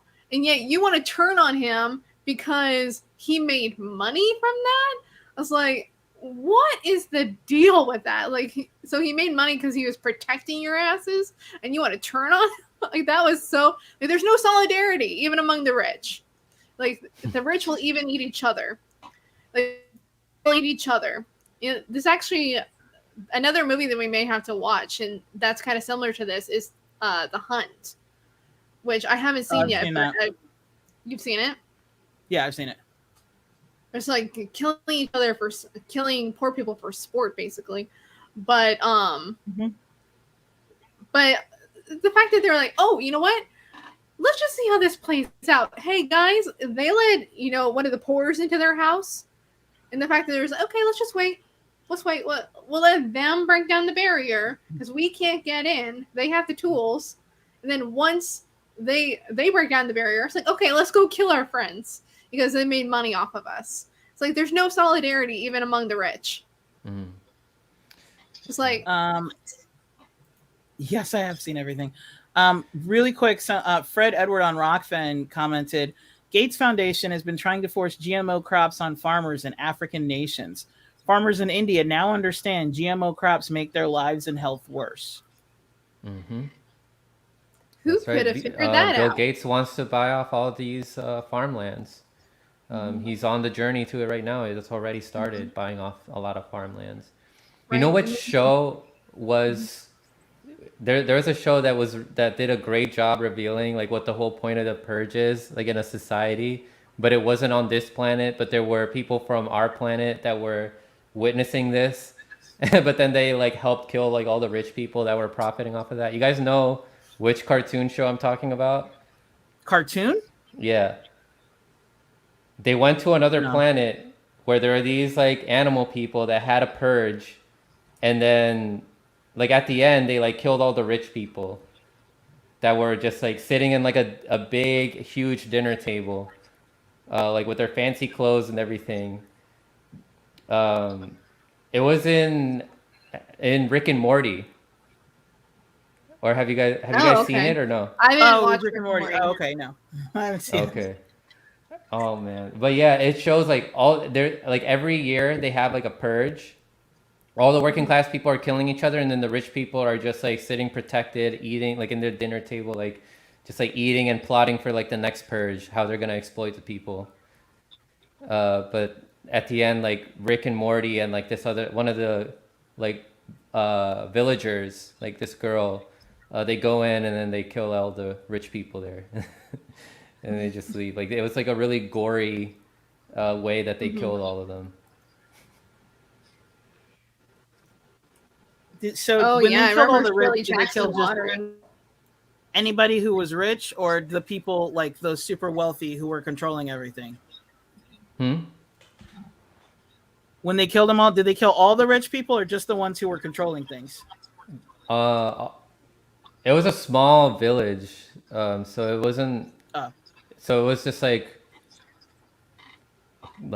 70, I think, from what I remember, like 70 rich people in that room. I think that was that was all the rich people that there were in there, and all of them controlled everything. Yeah. All right. Cool. Judy just responded also. All the food now sold and cooked and eaten is nothing like what I had as a child. It was so much better tasting and healthier wise too. Yeah. Yes. I honestly think that's why we have so many allergies and like endocrine, because like if you look at the ingredients, and specifically in the United States, because other countries that have universal health care, they don't allow the chemicals that we have in our foods. True. Yeah. Because if you look side by side for like, we could have the exact same product, but in England it has 7 ingredients. In the United States it has 34, because we allow chemicals that are endocrine disruptors and things that can, like they always say that it's on a small level, except it's in all our food. So when you eat, in moderation it's fine. Industry. Yeah. They're like, in moderation it's fine. I'm like, no, just like eliminate it completely. In moderation. No, in moderation it builds up. And everybody, either if you don't have an autoimmune disease, you know somebody who does have an autoimmune disease, like hypothyroidism, lupus, and it's because of all this stuff that they're putting in our food that gives us allergies or gives us autoimmune disease. Celiac disease. How many people have celiac nowadays? Yeah. Lymphoma. I honestly think that's where diabetes. The gluten sensitivity came from. It came because there wasn't gluten sensitivity before we started fucking with the crops. And by the way, for the people who are going to say it, okay, I know there are people out there that have the Neil deGrasse Tyson mindset of all food is genetically modified. Humans have been genetically modifying. I am not to this extent. Not like this. Yeah. When you are adding pesticides to the seeds, and then you spray the ground with pesticides. Now, when I was a kid, I was taught in elementary school that we need worms and insects because they basically fertilize the soil, and that's where we get our nutrients from. There's a symbiotic relationship, right? They come and they basically they till the soil, they add nutrients to the soil, and then the seed grows, the crops come up. When I was a kid, it was just a thing. You could bite into an apple, maybe there was a bug in it, maybe there was a worm in it. You just spit that out and you ate around it. It builds up our immune system. system. We're not allowed to have it. It builds up our immune system. It builds up our gut microbiome. Yeah, and your body is more prepared for these disease, whatever small doses of diseases that could be in those bugs or whatever. There's something else I was gonna say. So what were we saying before about the pesticides and GMOs? Yeah, the foods with GMOs now, they're evolving a lot faster than we are evolving, way faster. Yes. So it's a lot. If they can withstand harsh conditions when they're being grown, then they're going to be able to withstand the harsh conditions in our digestive system. It's going to be extremely difficult for our digestive system to break down, gluten. And then if there's a whole bunch of white blood cells that don't recognize the protein tags that are on gluten, they're going to accumulate in certain parts of our body where they need to break that down. And then they might start attacking our own cells because they don't recognize them. And then eventually that's how we get autoimmune diseases. And it's the same thing 100%. With some of the proteins in milk, with corn, with soy. All of these have been bred to be so resistant to the harsh environment so that they can grow and so that these corporations can sell them more. Yeah, 100%. It's for profit. And kind of going off of that, just as an example, having moved from Canada, before we moved from Canada, my mom could eat meat, no problem. When we moved to Florida, she could no longer eat meat because it made her sick because of the different way that it's bred. She moved from a country with universal health care where you don't have the pharmaceutical companies lobbying to allow certain things to a place where it's the Wild West, anything goes. A lot of people don't realize the FDA is a revolving door of lobbyists. They do not give a shit about our health. Yeah. They are, it's just like HR. Human resources is not there to protect you. It's there to protect the company from you. To make sure you don't sue. Yeah. The FDA is not there to make sure you're safe. It's to make sure you can't sue the government for eating something that kills you. 100%. A lot of people think the FDA wouldn't allow that. The FDA allows a lot of shit that will kill you slowly. They do not care. A lot of shit that's illegal in other countries. Yep. Yeah, it's a public-private partnership, a revolving door, and then there's more of that. And there's going to be more of that. Uniting these two entities. And that's what what's his name? I'm brain farting here. The Mussolini from Italy. That's how he defined fascism, is when the corporations and the state become one. That's fascism. We live in a fascist state. That's what people don't understand. It's whenever they were all against Trump, they were like, oh no, we have to defeat Trump in order to save the country from fascism, not understanding that we already live in a fascist state. We already do. The corporations control an us. exacerbating fascist state. Yeah, and a lot of people don't realize that the Democrats are just as fascist, if not more so, than the Republicans, because it is the Democrats that have people like Edward Snowden on the run, people like Julian Assange in jail, people like Daniel Hale. Excellent point. It is the Democrats who went after them, not the Republicans. So, and who continue to crack down on our free speech. It's all fascist. So one more comment from Rockfin. Fred Edwards said all chronic disease in children increased exponentially in the early 90s. 100%. Yeah. They sold our government piece by piece. They just gave it to corporations. I mean, not that corporations didn't already have a huge say, as early on as, even FDR and before that. But it's just gotten worse and worse and worse and worse, especially since Reagan. So what do you guys think we should do? Like we know like these corporations are poisoning us literally and making us dependent on them to cure us, even though their cures are not really cures, because if they actually cured us, they'd be out of business. They just want to keep selling us treatments to make us dependent on them. So what do you guys think we should do to make these corporations less powerful? Should we stop buying food from them? Should we start growing our own food?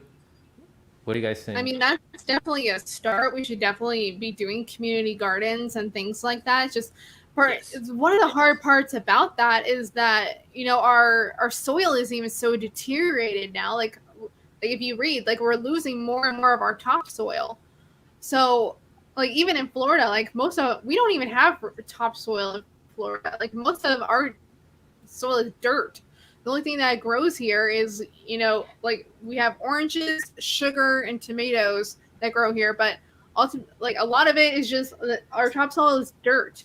You have to go off and buy topsoil in a lot of places, or somehow create it on your own through like composting. But like it's deteriorating more and more and more. It's crazy. Like it's really difficult to do it on your own. Like as you said, corporations have really made us dependent on them for our food, for our like in order to get healthcare, you have to work for a corporation, and then you go to a corporation in order to get healthcare. You're absolutely right. They've made it so that we're so dependent on them, and like that's one of the things I'm totally for a general strike in order to, try to take as much power away from corporations as possible. But it's so hard to do that when we don't have the resources, because we don't grow our own food. We don't have a grid. We don't have any kind of mutual aid funds that are built up. So honestly, as much as I want a general strike and I support the general strike, I don't know how we're going to make it work, because we don't have these systems in place in order to do that. I don't know what your guys agree with Meg. I think that first, I do think a general strike is the way, but I think first we need to get off the grid. We need to making our own food. There are tons of people who know how to hunt, who still know how to hunt. There are tons of people who know how to garden and grow their own food. So we need to come together as a community. The first thing we need to do is realize we don't need the government, because they're not going to help us. They have shown us 100% they're not going to help us. So we got to stop going to them. I have given up 100% on electoral politics because they have given up 100% on us. They showed us that when they promised us $2,000 during a pandemic, gave us $1,400 and said, oh, it's fine. Refused to give us healthcare during a pandemic, and then took a fucking vacation and let the rent moratorium go out, like just expire in the middle of a new surge in the pandemic. The pandemic's not over. And then you've got the president going on the TV saying, oh, pandemic's over. It's not over. And science just finally said, the CDC finally admitted that the surge and the Delta variant is being spread by the vaccinated. Because the whole time They were saying that if you are vaccinated, you can still get it and you can still spread it. Even though the CDC was trying to rush everything back to normal, to me, they are culpable for creating this surge. Probably going to get demonetized because I'm saying this, but they're Thankfully, culpable we for have the surge because Rockman. they're the ones who told people to take off their masks, and they never should have done that. They never should have said stop social distancing. So we have to stop even going to the government. We just have to understand it's like an abusive relationship. That's our abuser. We need to take care of ourselves. So we need to start coming together as local communities. We need to help people get off the grid. There's going to be a lot of homeless people soon. Okay, if you have room to take people in and you can, cool. If not, but you have the ability to show people how to grow their own food and how to live off the land, do that. If you can show people how to hunt, do that. Whatever services whatever you know to do, if you're the kind of person who can help people, you're a nurse or a doctor, we need healers again. We can't just rely on jobs to save us. We're going to have to go back to basics of humanity and become a community again. That's 100%. how we're going to make this. That's how we're going to make it to the next stage. Because if not, the oligarchy is going to eat us up. Oh, sorry. Wrong one. Hold on. So, really quick for socialists here. Yeah, you're right. It's not that there is no mutual aid. You're absolutely right, Quaker socialists. Like there absolutely is. Just honestly, I think my problem is that there's not enough. So I don't think it was right to say that there's no mutual aid. It's just that there's not enough. And that is not enough widespread, I think maybe is my concern. Right. But absolutely, like you're absolutely right. And the fact that if that's what I said, like I definitely misspoke and I apologize.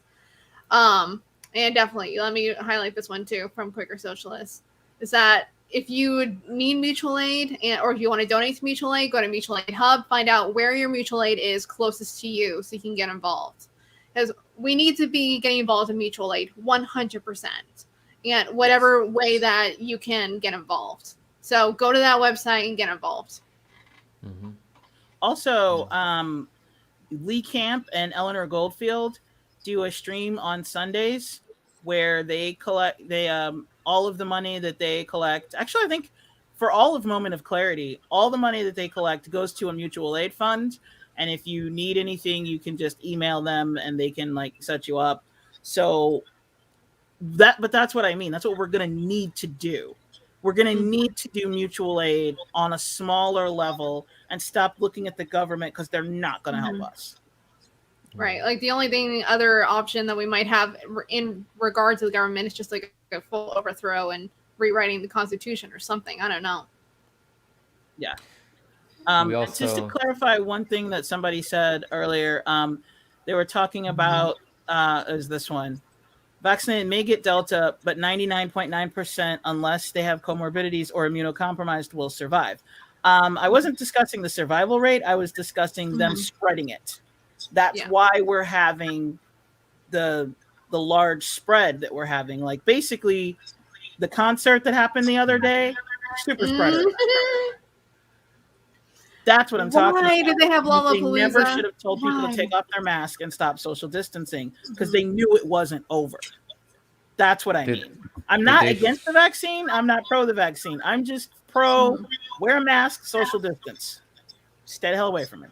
They showed that people after that concert event, they all got sick, like with the Delta variant. I haven't seen. Wasn't it just yesterday? Yeah. Yeah, it was just yesterday, wasn't it? Oh, okay. Yeah.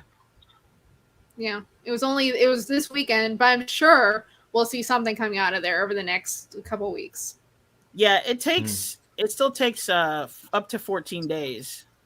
So I'm sure probably this time next week we'll see a bunch of cases that came from it. We'll see. But with I know it's hard for people to give up like the easy life of relying on Amazon because it's so easy. Like our apps and everything, like on our phones, like Amazon has everything. It's so easy for people to just like order from there, or to get food from Whole Foods. I I know that for a lot of people it may be hard to give up that easy life, but we're gonna have to start somewhere. And like I'm guilty of it too. I still sometimes buy from Amazon, which I have to find a way to stop doing that. It's not like I do it a lot, but still. Yeah. The goal is to be 100% like not reliant on any of these corporations. Right. Yep. Yeah, we definitely need to be relying on one another rather than killing one another. And that's kind of what the Purge is all about. We need to be relying on one another instead of killing one another. Collaboration, cooperation, not competition. Yep. And that's actually what the first one was about. Because, like I said, they showed that when in the beginning of the Purge, not a lot of people were going and murdering. And they also, I forgot to mention this, they bribed people. So they a bunch of people in Staten Island, they brought them in like for an interview, and they asked them a bunch of questions and like, what would you do if crime, if there was one day where crime was free, and then what if we gave you $5,000 not to leave the island? And they were asking poor people, what would you like? Would you take $5,000 to stay on the island during a purge? So of course they were like, yeah. And then they gave them contacts that were that had tracers, and that's how they were able to find where people were just not doing anything. And through the contacts, they weren't just tracking them; they were also, there was like a camera so you could see what they were doing, and they had drones throughout the city, and that's how they knew where everybody was. And the fact that nobody was really committing a lot of crimes, and the crimes were all like having sex in the open or like stealing. Nobody was killing, like it was just a few people killing people, and they were like, okay, this whole island is basically just banding together to stay safe. This is not what we thought it would be. They thought that it was going to be mass chaos and murder, and instead everybody just gathered together and was like, let's just not go outside. Either that or you saw parties. But only one person was killing people at at a party. All the other people were just, having sex outside, doing drugs outside because it's legal now, and basically just having a good time. But like only one person was actually murdering, and he was a complete psychopath. But so it in their own way, it shows that people aren't as savage as people think. They actually did come together as a community. And then when they saw that they had sent the militia in after them, they yet again came together as a community to take down the militia. And that's because humans are social species. And it's also, I'm pretty sure we've evolved to understand, at least instinctually, that going out and killing people can be counterproductive for your own survival, because then there's going to be other people in your community that are going to be killing you, like out killing you. So we're naturally like going to be like more protective of ourselves and going out there killing everybody else. Yep. Okay. I will end it here because we went 8 minutes over. But it was a good conversation. Yeah, it was a lot of fun. Thank you, Franco, for joining us. Thank you for having where me. They can find you. You guys can find me at B43Franco on Twitter. Again, it's at B43Franco, B43.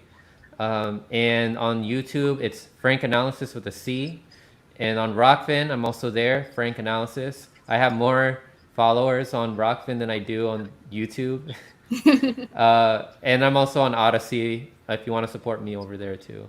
But yeah, Jackie and Meg, thank you guys very much for having me on. It's always fun to talk with you guys about the comic book movies or some of these other fictional movies, and tie them to how it's reflective of the real world, because it's fun to do that. We have our escapism, but then at the same time we're like, what lessons can we learn from here and apply that over to the real world? 100%. Awesome. Meg, where can obviously find you? You can find me here each Monday from 4 to 6 Eastern Standard Time here with Jackie on Nerdolitics. I have an episode of the Killjoy Guy coming out tomorrow with Professor Lori Mintz. We'll be talking about... Oh, I just heard myself talking. That was weird. That was my phone, sorry. But I'll have a new episode coming out tomorrow with Dr. Lori Mintz. So we'll be talking about the orgasm gap between women and men. So definitely check that out. I will be on with Esha from Historically. She's having me on for an episode tomorrow. I'm not sure when I'll air. I'll have Comrade Misty on Thursday. And I still have Jackie's episode on representation and versus tokenism coming out. So definitely keep an eye out for all those things. Awesome. For me, you can find me here in Nerdolitics Mondays 1 to 3 Pacific, the actual time zone.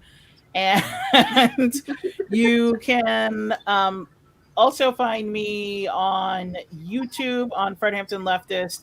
I just did an interview with Aaron Mate that went up last week.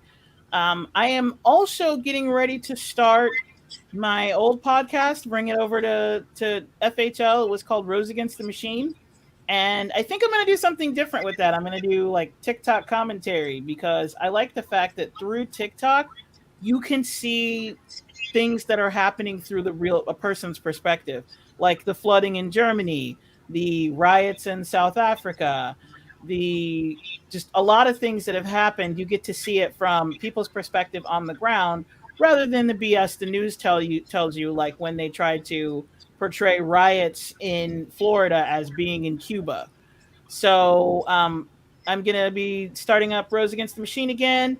And that's about it. Thanks, everybody, for coming. Y'all have been awesome. Thank you, guys.